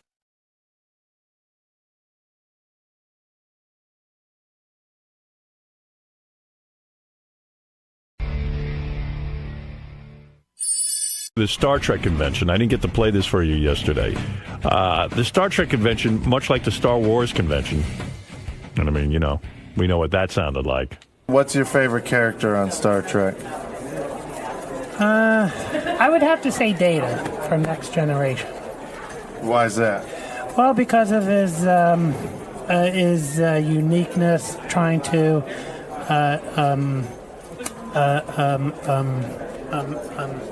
trying to emulate human beings because he's a machine and he wants to be human. Data. By the way, most of the people he interviewed were into Data. Wow, I didn't know Data was that big a deal. Yeah, Data. Data's the robot dude. Artie probably doesn't even know who Data is. No idea. You didn't do the Next Generation. No. I don't think he did the first generation. You didn't ever. You're not a Star Trek guy. Not at all. Not at all. Not at all, no. Data. And this guy's kind of a high-pitched dude. I know, he's got this high-pitched mic thing. I'm into a Data. So what do you expect to do here at the convention? Well, I expect to get some autographs here and also and see what other memorabilia I can get that I don't have yet. All right, well, thank you very much. Thank you. He might be a stuttering high-pitched guy. Yeah. He's a find. That guy I really. can see why Data would be his guy. Yeah, Data. Well, here's another dude. What are you doing here? I'm doing here to get pictures with different stars. Now, why do you like getting pictures with stars so much? Because I get along with stars more than I do with neighbors. Who's your favorite star? Frank Sinatra and Michael Jackson. Who are you looking forward to meeting today? Today? I met Susie today. Who? Susie. What was her name again? Susan. Susan Anton. Oh my God! What's she doing at the Star Trek? What event? the fuck happened to Susan Anton? That is such a name. Oh, she was so hot. she was hot. Remember she Dudley married Moore. Dudley Moore? Yeah, and that went horribly wrong. You know it's a man's world when Susan Anton marries Dudley Moore and Dudley Moore's treating her like shit. I saw Eddie Murphy at Radio City Music Hall. Me and my two buddies, we sat in the back row in 1985. Right. And the big fucking thing in the whole room was when Dudley Moore walked in with Susan Anton. They walked right by us in the aisle. She dwarfed him. Yeah. I mean, it was Yeah. weird because I guess Eddie Murphy and Dudley Moore had just done that awful movie together, Best Defense. Remember that? Really horrible movie. But I mean, Susan Anton is that. First of all, can we get that guy to sit in on the news? Yes. We have his info, that guy. Susan. She actually, she wasn't there. I think he was just trying to think of a name. Maybe he meant Sulu because he kept going Sulu. No, there was a woman named Susie. I don't know her last name, but she was from like Next Generation or something, I think. Oh. Could you say shrimp sauce saucers? Shrimp sausage. Again? Shrimp sauce sausage. Shrimp sauce sausage. Yeah. So that's that guy. See, there's other dudes there too. It's a pretty amazing crowd that's collected at the Star Trek That's convention. great. Now, are these people Right. dressed as anything, or are they just in... Some of them were, yeah. Yeah. Was any of those guys dressed as Data? No, those guys weren't. But there were like Borg there, and then there was Klingons and things Borg, like that. huh? Yeah. It's a weird move, like the guys who decide to come in costume and dress up as a Borg. And then there's guys who just disrespect it and don't show up in costume. Then you feel like an asshole for being in a costume. Well, I was in a costume. I What were felt you like wearing? an asshole. Well, we got to do something that's not copywritten on Howard TV. So Right. I just had like a generic silver spacesuit with pointy ears. So you were just a spaceman. and sunglasses. You created your own character. Yeah. Yeah, that's not cool. For Howard TV, you can't dress up as Data? That's bullshit. Of course you can. I mean, there's weird rules. Just to be safe, we got something that I think was you could have bent that plain. one. I don't see a huge lawsuit. Don't they sell Data costumes? Yeah. Yeah. I you don't can know. wear it. That's bullshit. Sometimes our guys think they're lawyers and Right. they They're don't know always what the fuck they're doing. overthinking things. Yeah. Well, I mean, they did get me to look like an idiot, so that mission was accomplished. I like Richard's legal advice. There's weird rules. Yeah. This guy knew the show, huh? Yeah, the Lisp guy. Hi, Howard. I don't mind meeting all them girls you got with the big chest. I'm so jealous, Howard. You got all the girls with the big boobs. You love big boobies? Oh, yeah. Now, what about, do you know Robin Quivers? Yeah, Clippers. Oh, Clippers. Oh, my God. She's a knockout. What do you think of Robin Quivers? She's nice. She's got big boobs. Yeah. I don't know how big. I've never seen them. What would you do to Robin's boobs? I don't know. It's hard to say. Say, Robin, you sure are sexy. Robin, you are sexy. You sure are sexy, Robin. So who all have you met from the Stern Show? Tracker the Trope Man, Stuttering John, Robin Gibbons, Baba Bowie. Baba Bowie. Baba Bowie. I can see Fred playing that one now. Baba Bowie. And who? Baba Bowie. Baba Bowie. Baba Bowie. How was Baba Bowie? Nice. Baba Bowie. That guy's cool. David's brother. Highlights of the Star Trek convention will be on Howard TV tomorrow night, as a matter of fact. Guys from Howard TV were in here this morning doing some sort of technical thing to improve things. They got some big tracking camera now. Oh, really? That moved? Yeah, Scott DePace was saying it's really hard to have stationary cameras on a show that's so moving. And he needs to sweep the studio. So I see. They got one of those things coming in. What's your name? Paul. I've been going to conventions in Philly since I was in my teens. I've been Trekkie for many, many years. So what's so great about Star Trek? The stuff they have out now, like the tricorders and all that other stuff, the gear, all the inventions they make it up now. Oh, my God. This is a nightmare. Maybe you ought to go there and meet a guy. This sounds like you went to a hospital. Oh, this is For guys with head terrible. injuries. What are you trying to say, Robin? What's the matter? You wouldn't date a Trekkie? Oh, dear. On TV, Next Generation, like Beam Me Up, Scotty, stuff like that. The transporter, all that stuff is really cool. And do you ever fantasize that you're a Star Trek character? Data is my favorite. Data. He's a good Data character. again. Jean-Luc Picard is cool. He says number one, engage. You like that phrase? He says engage. Oh. What is it? He says engage. Oh, my God. What phrase? Engage. Engage. Spell that. Engage. Spell it. He goes like this, engage. You know, like warp 1 or warp 7. What does he say, though? He says engage. like engage. He says start up the ship. It means engage. And he moves his finger? Yeah, Captain Picard moves his finger. He says engage. And you like that? Yeah. Mm-hmm. Do it again to make sure we got it on camera? It says engage. This is who's in the audience, I guess. And can you imagine the cruise? Oh, I was just going to say that. Star Trek cruise? Star Trek cruise. You realize it's just you, that guy, and an ocean. Oh. I get along with all these people, though, because I've been going to these kind of conventions, too. I go to, like, the horror movie ones. I can believe that. So I relate to, like, all these people. We understand that. Oh, yeah. No one thought you were any different.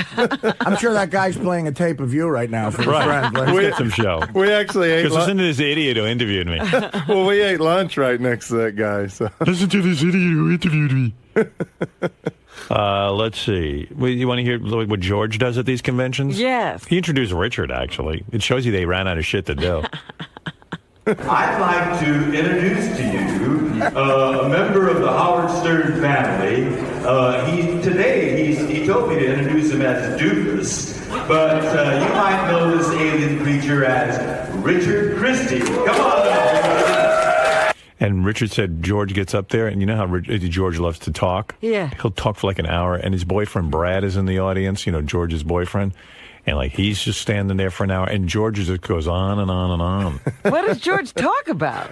Star Trek and outer space and pretty much everything you can think of. He talks about the 61 Yankees. Do people get bored and start talking like while he's talking? No, they love. They were like love it. Encapsulated the whole time. Encapsulated. What word is he trying to say? What are you trying to say? They were captivated. You're captivated. That's there you go. Encapsulated. That's a fun game. Figure out what Richard's really trying to say. That's one of our writers. They're all in a capsule. He writes for me. You know how Letterman gets Harvard guys and Conan's got guys from Yale? Yeah. I got this guy. Encapsulated. It was encaptivating. Encapsulating. They were all in a capsule. I like to drink and say encapsulated. It's hard to think of those big words fast. Wow.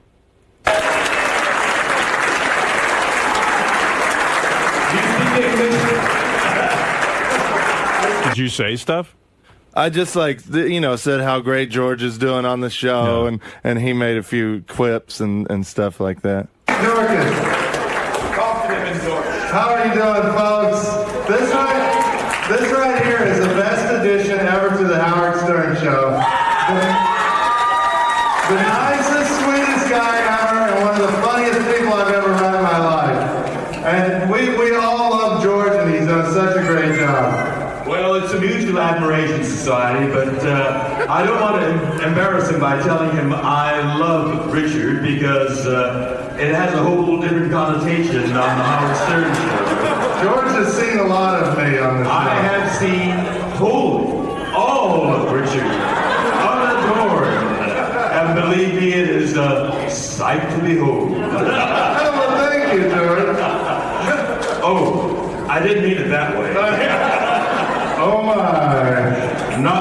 Yours, not mine. George mixing it up. Oh, he's in his element. What a great night in show business. I love when George thinks he's pretty good. Oh my, no, not mine, yours. Do you? We were like Abbott and Costello. Yeah, you were his straight man. Yeah. I think all of this being on the Howard Stern Show and everyone telling him he's funny, he's really thinking he's funny these days. He's going crazy. I don't know. I think he's funny no matter what he says with that voice. So you told me earlier your favorite band is Air Supply. Why is Air Supply your favorite band? Because they sing all love songs. My favorite is All Out of Love, Making Love Out of Nothing at All. I'm seeing Barry Manilow, too. Barry Manilow is going to be at the World Recovery Center September the 8th. He's another favorite of mine. He recently had a hip replacement. He just came back from a hip replacement. He's doing shake it on the stage. Thank you. Take care, okay? Have a great day. Thank you. Are these retarded people? So That's you found what retarded No. people. They emptied a hospital. No, that's like a normal not guy. a retarded These are guy. people who love Star Trek. I got a... Oh, my God, I love it. Robin, you got to get into this. Well, I'm going to get one. You got it. You have to get it today.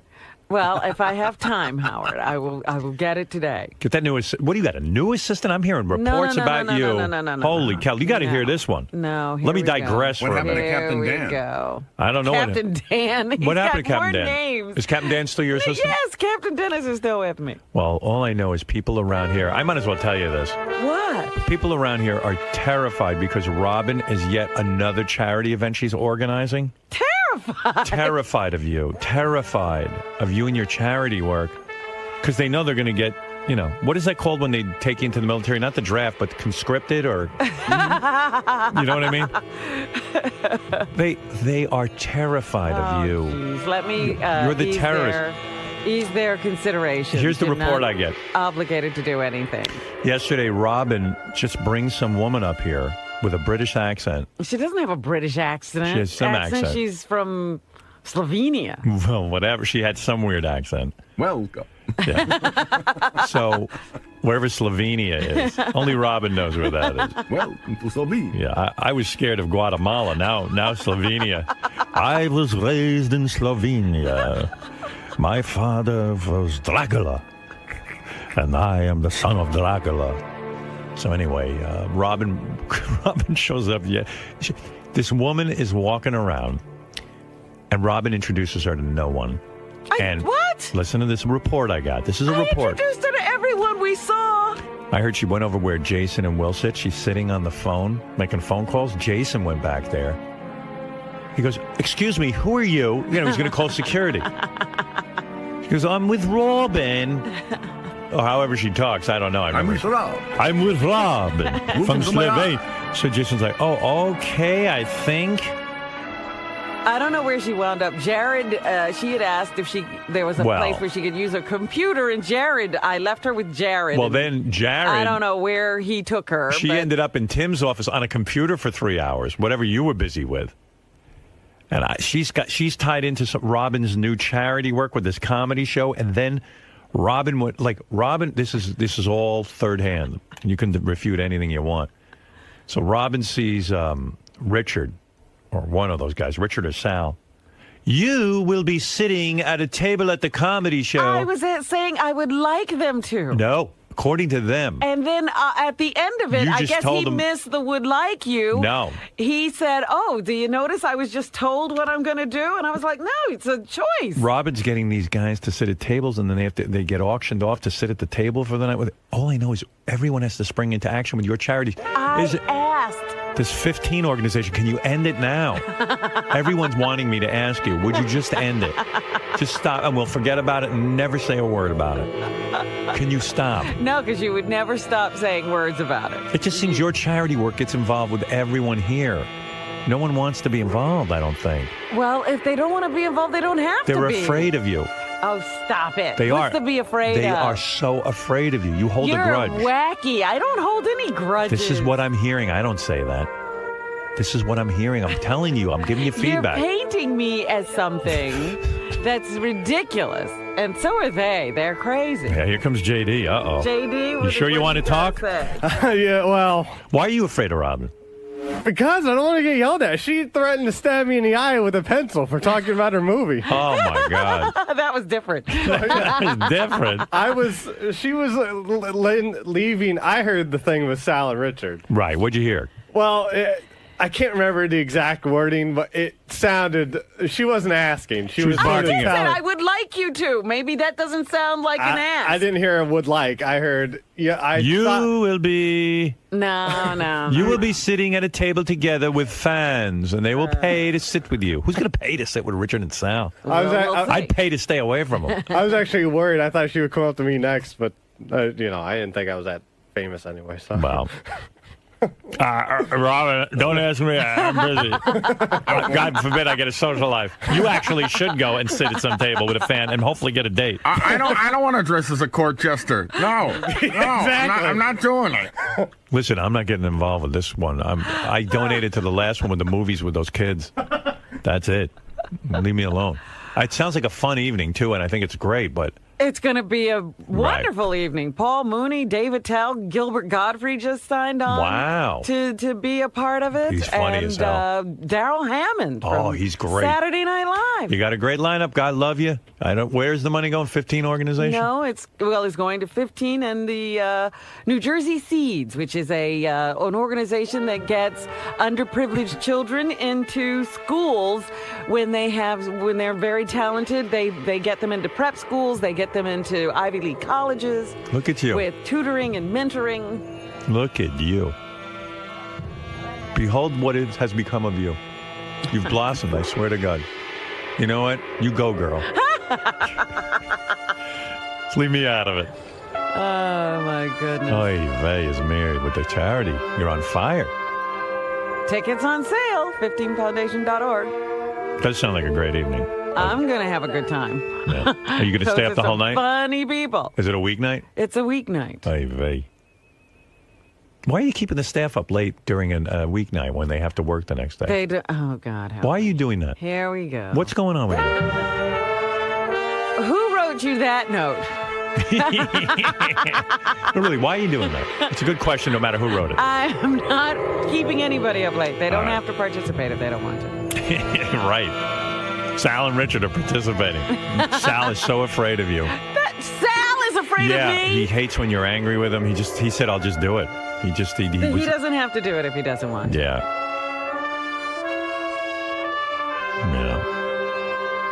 How did they get a hold of you to raise money for this charity? I mean, like, how did you find out about this one? I've known about seeds for over a year. Yeah. I went to a special open house they had. Yeah. And you checked them out? You sure they're not taking They're this? great. In fact, Dan Foreman was the one who he did?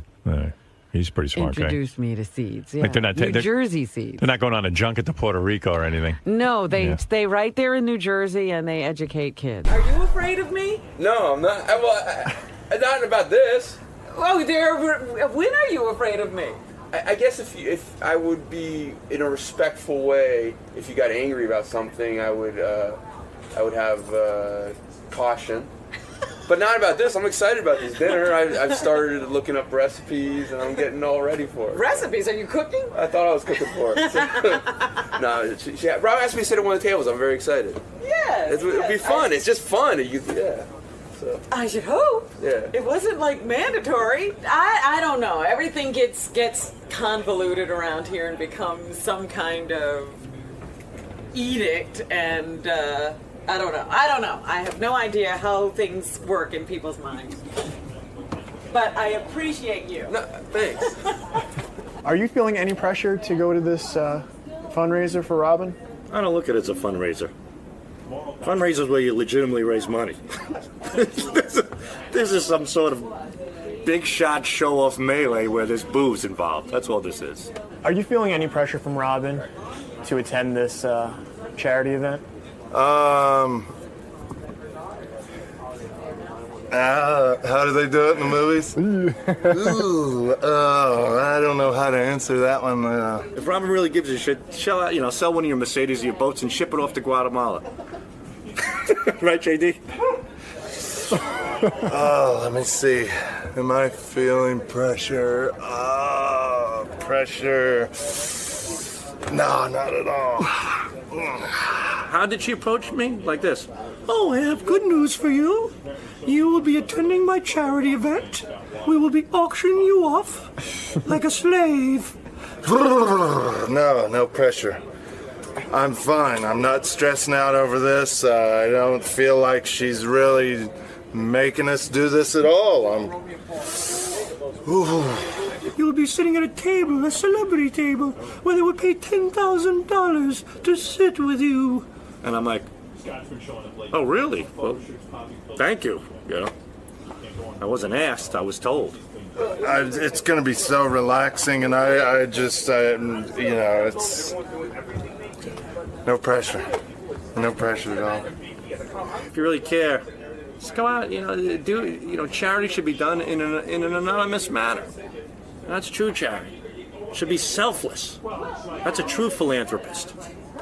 Instead, she's got bottles of champagne and Paul Mooney and Dave Attell, $10,000 tables. What, are you kidding me?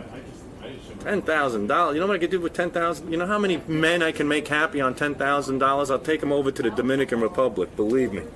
She didn't come up to us and say, you're coming to my benefit. She didn't say anything like, you guys are going to be hosting a table. She didn't say that. We're going to be raising our glasses, putting them down our gullets.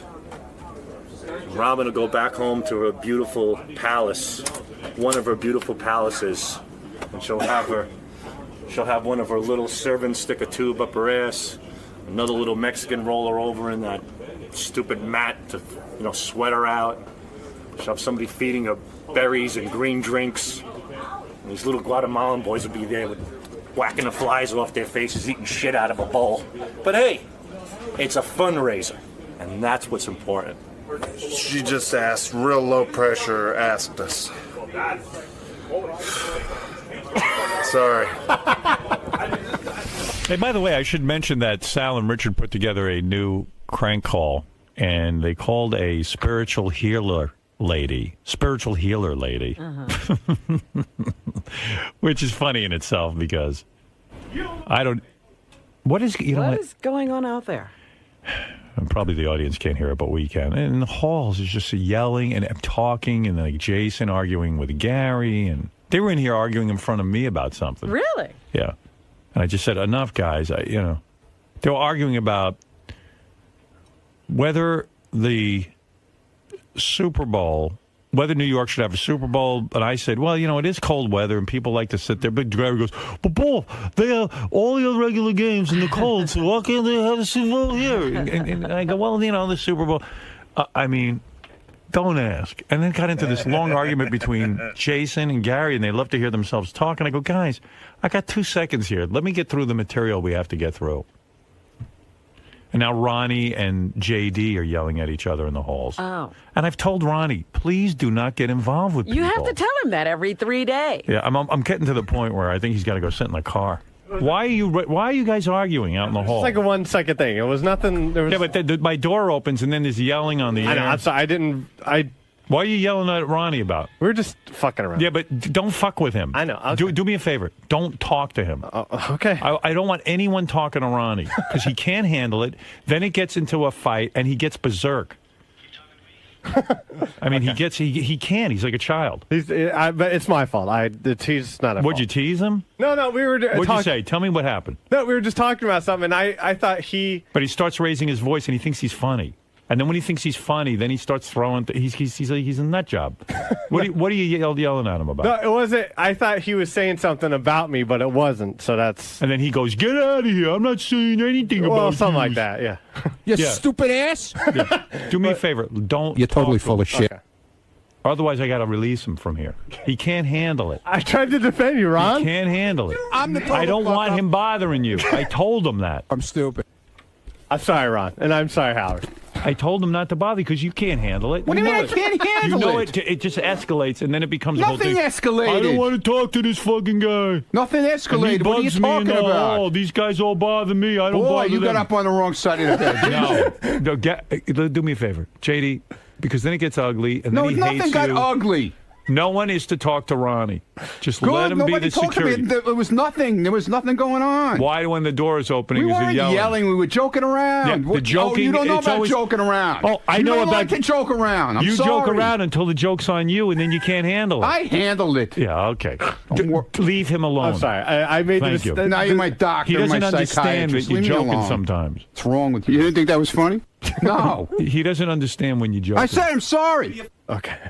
It was you go to the zoo, they say don't feed the animals, and then you get the one jerk off that feeds the animals. That's what you're doing. You're feeding the animals. I'm sorry. Fucking instigating motherfucker. That's what it turns into. No, it didn't. Well, it will. It did. Eventually it will. No, it won't. Fucking instigating motherfucker. You can't handle when people joke. You get confused. What are you talking about? Sometimes you don't know they're joking, and you don't like being teased. You don't handle things well. Yeah, okay. I don't handle Piece of shit. Yeah, I don't handle things well. Okay. You don't. Okay. I don't. I'm trying to help you. Yeah, he doesn't know that? Help me. You don't know you Help can't me. handle things, that you get into fights with people I and you wasn't throw fighting things with in the hall? anybody. I wasn't throwing anything. I wasn't fighting anything. Today. But tomorrow it turns into something. No, it doesn't. That JD's always busting my balls. I don't bother anybody. Nobody bothers me now, You just okay? fucking bust don't worry my about it. balls. What's your problem over there? For All right, God's sake. that's it. Well, what's my problem. You're my problem. Yeah, good. I'm your problem. No, I don't want to have to discipline. There was no discipline, and there was nothing going on. Okay. Keep it that way. Leave him alone. I'm telling you, playing with fire. There was no fire. Well, today there wasn't. No, there wasn't fire. Robin, explain. Don't bring her into it, please. I can't because she's in another whole universe of it. I don't want to even get into when her. I talk at all. Please. Right. All right. Did I say you were wrong? JD, leave Ronnie alone. Will. You know how when people get older, they get wisdom? Yeah. Wisdom passed him by. He hasn't gotten old enough He's yet. not old enough yet. He's still a teenager. Exactly He's like right. a teen. That's right. I know more now than I did then. No, it's just you two don't mix well. We're fine. You tease him, and then Ronnie comes back at you, and then it escalates. No, it didn't escalate. Nothing was going to happen. And Richard and Sal, too. Leave them alone. I don't even talk to them. Good. And they shouldn't lock talk to you. themselves in the room. We don't see each other. It's fine. Good. Every once in a while, Sal will have a little comment. Okay.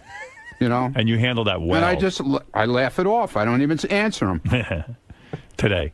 What do you mean today? It's been for weeks already. All right. Thanks, guys. Thank you. Please, I don't want to open the door and hear yelling. We weren't yelling. That was my fault. Yeah, our voices were raised, Ron. They were raised, but we weren't yelling. We were What were you goofing saying? around. We were goofing around. What was the goof? I want to We hear. were talking about something, and then Benji walked by, and he heard me say something about shtick. He thought I was talking about him, All right. but I was talking about Benji. All right. Okay? Yeah, well. You stupid ass. Oh, my God. Wow. Nerds and old Jews mixed together like oil and water. Come on, leave me alone. I got shit to do here. What are you doing? I'm making a phone call. Do I think Ronnie's loud in the hallways? He has been. You know, sometimes, not like all the time. Stop. What? Stop that shit. I'll shave your beard right off, right here. What is it? Oh man, you're not in a good mood. What do you want? You know, he rarely does it. Just you know, although a couple times he'll just start yelling. But you know, for the most part, he's pretty. He has to be sort of rattled. What do you think you are? No. So, how are you going to be in the hallway from now on? I want you to leave me alone. That's one thing. You look at him and you just want to fuck with him. Go away, you stupid ass. Don't touch people. What did I say? You don't want anyone to talk I'm to you. busy right now, okay? You love bullshitting with people though in the I don't hallway. like anybody. It's all in good fun. It's all in good fun until he wanted to destroy me. But you know, what are you gonna do? I'll stab you, I swear. Back in the room. Don't worry about where I am. I'm allowed to be out here. You're not. You're supposed to be. Get in your room. Get in your room. You get in Close your the room. door. I started it. Get in your room and close the door. You get in your room. No. Get in there and close your door. Get in your room. Stupid ass. Everybody bullshits me. They make like they like me and then they fucking throw me under the bus. So, you know what? You can all go fuck yourself. Now, let me make my fucking phone call. Right. Hey, how you guys doing this morning? Well. Doing all right? Yeah. Hey, I just want to talk about Robin and the beating she took yesterday on the wrap-up show. I didn't hear it. I didn't either. I heard none of it either yesterday. I don't understand, you know, these people, they're calling her names, they're saying the show would be better off without her. Wow. That's so far from the truth. The show would... I've heard the show would be without great, her. It's not better. It's worse. If you would listen to the show 3 days in a row without Robin, you'd realize why she's desperately needed here. Yeah, you know, they're absolutely wrong. Take it from me. I'm a radio genius. I know Robin is necessary to the mix. Robin's the greatest. She's the best. Now, let's see. A lot of people, in fact, said some stuff about Robin and her two personalities. That I want more coverage on.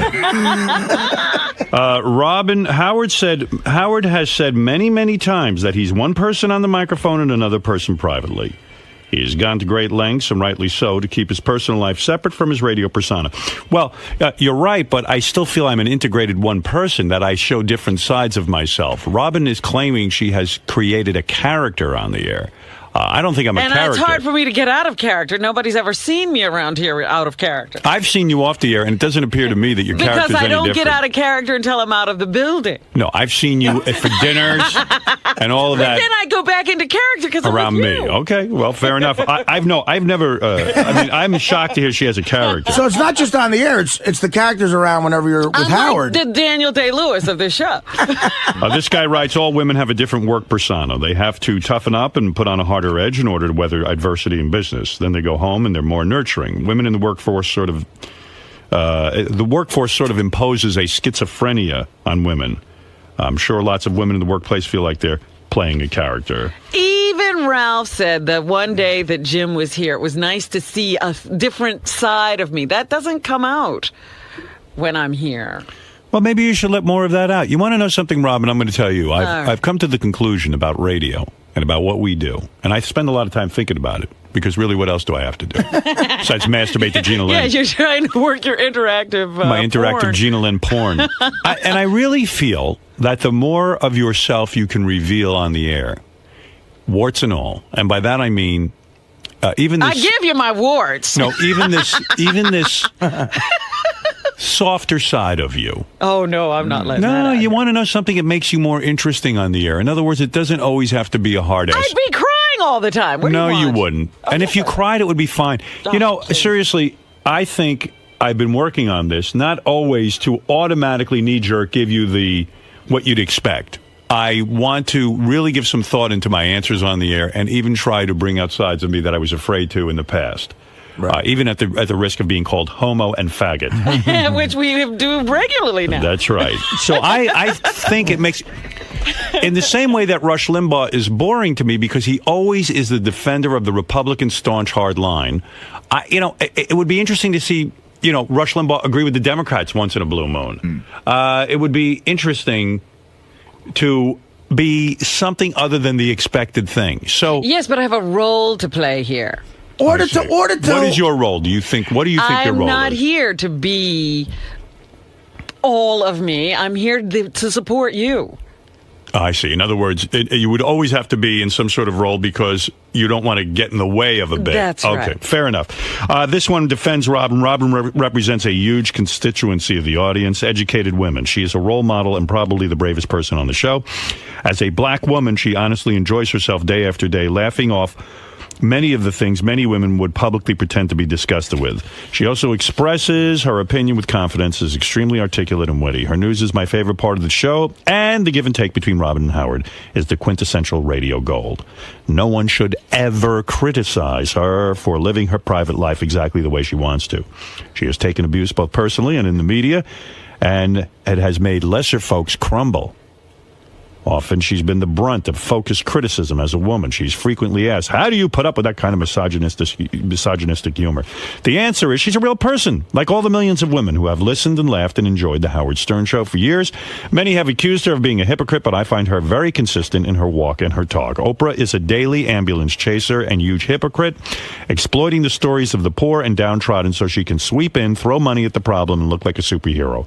Yet she is celebrated and seldom criticized for living an extremely extravagant lifestyle. No one dare touches her. She's a black woman who made it. Robin is real. I can only hope that in 10 years, when I'm her age, I look as good as Robin does. But I know I'll never be as cool. Robin, be whoever you want to be. You go, girl. You go, girl. That's what can I tell you? So there you are. All right. Since we're talking about Robin, let's play a game. The Robin game. And I'm going to ask the people in the studio now to help us with this. On a scale of 1 to 10, 10 being the craziest, 1 being the least crazy,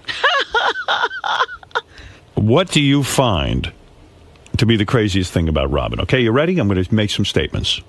Yesterday, Robin revealed on the air that she has an on-air character. Well, Robin said that Robin is a character she created. That the Robin on air is not the real her. Really? Who said this? What do you mean? What kind of? I think you're pretty much the same. Are you sure the Robin character wasn't playing in with the you? sense that, you don't necessarily always feel like doing something, but you do it anyway because it's your job. So you show up and you don't, I'm not you. I'm not whoever I feel like on the air. I'm Robin. What? The You real won't Robin get it. is an Asian woman. Robin, honestly, What did Robin just say, Fred? You're one of the most intelligent, articulate people I've ever met. I don't know what you just said. Was that the real Robin, or was that the character Robin that was just addressing? That was the real Robin explaining the character. But why was real Robin here when the character Robin should Because be real here? Robin feels like she can be Robin today. No, I don't know about that. Are you? Who are you today? The fuck is she talking about? On a scale of 1 to 10, how crazy is that? Fred? 3. All right. Benji? I'm going to ask, I'm sorry, Benji, I don't want to go to you. Artie? I agree with Fred there. Especially those emails were very enlightening, which is odd from some women. And after those, especially 3, I agree with Fred. All right, Gary, what do you say? Robin has an on-air character. 6. 6. Yes, the answer's 7. That's crazy. I mean, Robin is a woman who has, yes, many sides to her personality. She has not created any on-air character. Let me put it to you another way. All right. Because you seem to be having trouble with this. Do you realize, and I've told you this before, you don't believe it because you never saw it, but I was almost at the point of having to leave the show. I was so ill. Oh, please. And every day I came Physically in here. ill. Yes, and I was this person, not that person. I told you, 7, possibly an 8. All right. All right, here we go. I think maybe character's the wrong word, but I get what she's saying. I take on a forget it. All right, let's go number 2. There's a lot to get through. There's a lot to get through. One more thing. Again, I could give you physical evidence of how sick All right, I next was. thing. Robin, I'm sure you were. Robin claiming she was so ill she couldn't do the show. 1 to 10. Go ahead, Gary. Oh, boy. It's a very dramatic story. 1 to 10. A 6. Fred. That's same 6? I'm saving. I got more. I'm saving my big numbers for. Fred, quickly, a number. I think she really was sick. You think she believes it? Yes. I think she really was sick. No, you. I think she really was sick. I'll say 1. Okay, I'm going the other Artie? direction. Look, I am almost at that point. 1. I mean, I don't think you don't believe someone could be so sick. You're really at the real point. She's fine. The answer is a 5. Okay, let's go. The answer. Who Here are you, is the next one. McLaughlin? Yes, here is the next one. Taking on a character. Robin gives herself coffee enemas. On a scale of 1 to 10, go ahead. 10 is the right answer. Fred, what do you say? While I was conservative in my other judgments, 13. Yeah, all right. Artie? I was waiting for this one to hit it out of the park. That's a 10er. All right. Robin names the people that she goes out to dinner with and gives them a name. Girls' night out. Scale of 1 to 10. How kooky is that? That's more like a 4. That's like a dopey chick thing than weird. I give it a Dopey 4. chick thing, 4. Go ahead, Artie. Yeah. Sorry, Fred. Yeah, 2. It's a chick thing. All right, Artie? It's about a chick thing or an effeminate guy thing like Jason. That's a 2. I think it's an 8, and I'll tell you why. Chicks dating themselves. You do that all the time. We No. created an organization. I'll tell you why that's kooky. I go out with people all the time. You don't throw fundraisers with Giving them. and that's a next. And We'll get to that. And that is when we decided we needed a name. All right, fair enough. I told you it's an 8. All right, Although I believe was this was the name before the goodwill that you were about to do? No. We were already well into the planning when somebody said your organization needs a name. Okay. All right. Then, see, I stay with my 2. I stay with an 8. Now, here is one. Why don't you just get me locked up? I'm working Why on it. don't you just bring in the straight check? This is my evidence. We need you. You're important in the show. Can't lock you up. Same with Artie. All right, here we go. Here we go. I believe this is one that really can be easy. You've already got a 10. Beautiful apartment in Manhattan, moves to Staten Island. Okay. Scale of 1 to 10, how crazy was that? And by the way, keep in mind, this is the woman who claims, well, I don't do anything for a man. When I'm in a relationship, she moved to Staten Island because her boyfriend was in Staten Island. There's no reason on this planet anybody moves to Staten Island out of Manhattan, a single woman. Go ahead.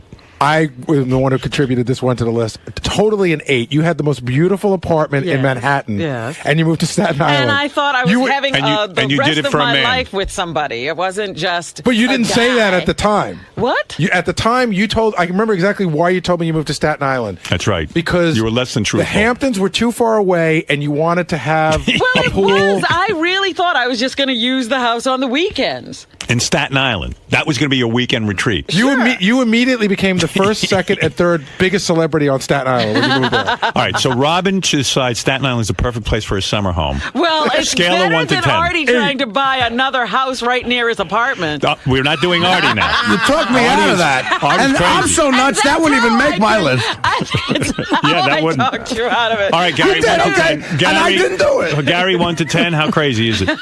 8. Fred. I'll go with Gary on that one. 8. Artie. That's 7. It's an 8. Look, It's an I'm 8. a city girl.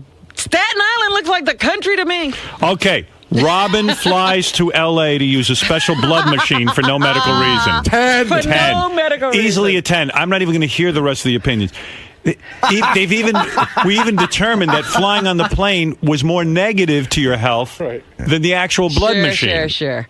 10, right, guys? Okay, wait a second. Absolutely. See, what are you naming this group that you're just running? Even on airline websites that they say there is a detriment to your health. Well, why if that's even the right word. pilots just stop flying? That's how they make a living. Exactly. That's their job. You're not. On the other hand, So you they are should flying to risk L.A. their for a lives. medical benefit when you're destroying your body on the plane. I enjoyed it 100%. It's like coal miners. They got black lung. It's not because they wanted black lung. They did it because they had to make a living. Fred, like smoking. on a scale of 1 to 10, is that a 10? That is a 10. Artie Lange, who knows something about illness, go ahead. What Is that a number 10? was Phil Rizzuto? 10. 10. All right, let's go.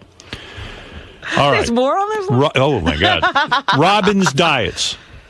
Master cleanse. Syrup and whatever. Syrup, honey, and hot water. Not honey. Juice diet. Maple syrup. And the green and piss drink in the big jug. Go ahead, 1 to 10. How crazy? That's more like a 7 or an 8. Fred? I'm not going a 4. I don't think it's that bad. My sister and about 10 of her friends do that shit. So, out of respect to my sister, 9.5. I'm going to say Artie is closer to the truth, and I'll tell you why. There is this willingness for Robin to go with any guru of the day and try these various. But I don't think that's these uncommon dangerous with people. things. When people are desperate, they do desperate things. Well, let me tell you something. Look, I took advice from David Blaine. That's how desperate I was. All right, it's a 9.5. But he was already a rail. All right, Robin masturbated with meat and vegetables. How crazy Oh is my that? God, I was a child. I put that Even more the reason. Early craziness. Go ahead, Gary. I put that low on there because A, she's a sexual being, and B, it was a long time ago. But it's meat and vegetables. Yeah, that's like a please, 4. you're saying like it was a steak. It wasn't a steak. What was it exactly? So I can evaluate. Was it a pepperoni? Was it was cucumber? a big sausage. A sausage. I rest my case. Okay, 6. Okay, Fred. I don't know. That slightly turns me on. I'm going to say 1. All right, Artie. If you're a piece of sausage just waiting there to get bought, and every other piece of sausage gets eaten by somebody, and you're the one that goes in some chick's pussy, that's a lucky piece of sausage. I'm going to give that. I mean, human sexuality is crazy. But that sounds like an 8. It sounds like a 9 to me. 8 or A 9. sausage. Wait a minute. A sausage. You don't have. What else are you going to use? Okay. You're a kid. Your finger. The finger wouldn't do the trick. Really? You need that big a thing. The finger would not do the trick. How about a rolling pin?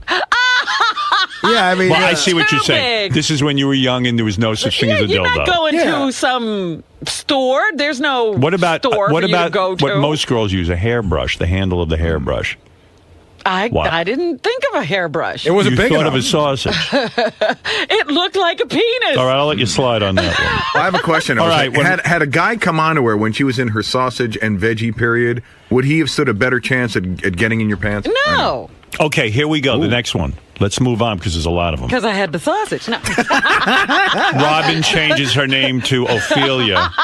And as an author, she's Robin Ophelia Quivers. Yeah, I thought that was Robin Ophelia Quivers as an author. I believe you are. See, there's 2 elements that makes that weird. That she insisted on all of that and then dropped it like 2 months later, like it never happened. So Right. that's like a 7. A 7. Fred? Oh, I'd be a you guys. hypocrite. 1. Okay. Never can take a joke. Artie? That was no not joke. Why? I don't know that whole How story. dare you? It was so funny because everybody had 3 names at the time, and I said, I want to be a 3-name person. I'm All right. usually No, I one of remember names. so you just picked Ophelia out of the blue. No, that's her name. Her middle name. Oh, it's your middle name. She decided she wanted to be called Ophelia. well. It would have been crazy if I just picked Ophelia. She wanted to be Robin Ophelia. 6. A 6 is about right. That's right. 6 or 7, sure. I mean, come on, that's insane. To walk into your coworkers and say, do this with everyone here? I demand to be Robin Ophelia Quivers. Can we do this with everyone here? All right, let's go. I don't know if I quickly. can sit through mine. Quickly. I don't need all the dissertation, just a number, okay? Here we go. Robin joins starts hanging out with witches and goes into the woods for a witch meeting. I She did denies not that. ever go into the woods. I told you one of my friends was doing it. I never did. You never joined them in any witches? I never went All right, to the woods. I'll give you a pass on that one. Okay, here we go. Next one. Robin buys a house with a swimming pool and can't swim. Oh, that's huge. Okay. But I have a boat and I can't swim. Right. Yeah, What is listen, that's like an 8 or 9 because she went swimming one day and almost drowned. that? Right. That's like an 8 or a 9. That's Right. like And then went back in the pool. it's like Russian I roulette. took swimming Fred, lessons. 8 or 9. This is a hard one because Robin is wealthy. And wealthy people but can... she Wealthy goes... people drown. Yeah. 7. Art.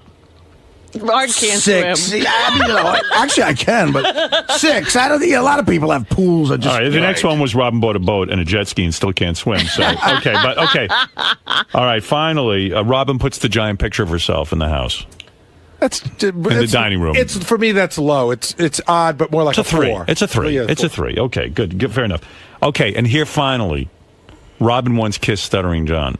11. Here we go again. Fred? I'm fucking nauseous when I was think of that. coerced into it. No, nobody is coerced into that. He would not get out of my car. I was trying to go somewhere. You got to put this in a bigger. He was like, unless you kiss me, I'm not leaving. Wait, you got to put this in a bigger perspective. No. Robin didn't That's kiss her. true. Robin kissed an intern. She basically kissed her intern. Right. Stuttering John. What is it on a scale of 1 to 10? 10 being the craziest. 8 or 9. An 8 or That's 9. when he was an intern? Yes. That when grosses wasn't he an intern? that it so grosses me out. 10. Look, was it with tongue? It was grossing me out. Because I see him and he was sweaty and greasy. Was it with a tongue? No, I just went, and then he tried to stick his tongue in my mouth, and I threw him out of the car. You know why it's a 1 for me? I'll tell you why. Because there were times I would have kissed him to get him the fuck out of my car. Yeah, you know what it was like. The answer is it's a 7. All right, Robin, there you are. What did we learn? We learned that you might be crazy. You had 2 unanimous 10s. I would have already. You didn't have to go through all this. I am crazy. Oh, well, then why don't you just say that? We could have avoided the last 20 minutes.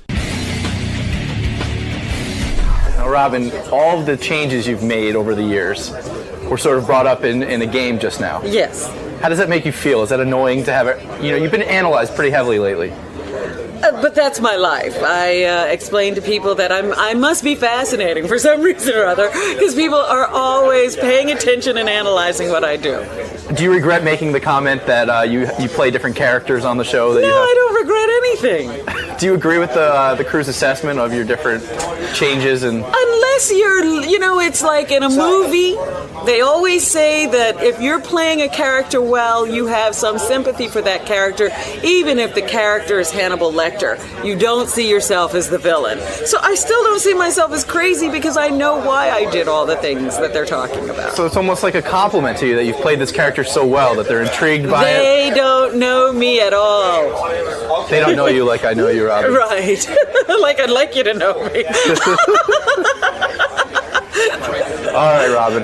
You're a 10 in my book, no matter what character you're playing. On the crazy book and every other book. Every book. All right, sir. Hey Stern fans, be sure to get your entries into the Howard Stern Film Festival by April 11th. And more importantly, don't forget that brand new serious radio shows are now available on Howard TV. Shows like Jenna Jameson's Sibian Ride and Richard Christie's Brazilian Bikini Wax. Oh, that burns, that burns, that burns, that burns, burns! There's only one place to see new, exclusive, and classic Stern. Howard TV On Demand. This you gotta see.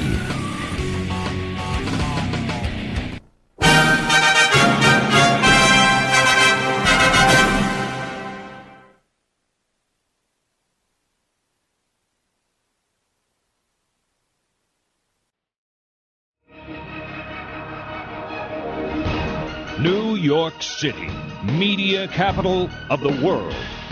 Hundreds of media outlets call New York their home, but only one gives you all Howard news all the time.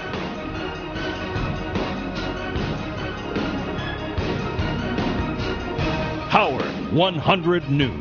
Writer Richard Christie, brave man he is, recently endured a very painful pubic waxing. Is it normal for a woman to use meats and vegetables to masturbate? And did any of them touch you? Howard 100 News documents the life of Howard, his staff, and his guests. To form the news team, Howard hired real reporters from real news outlets who were willing to cover the news of retards, whack-packers, and craptaculars.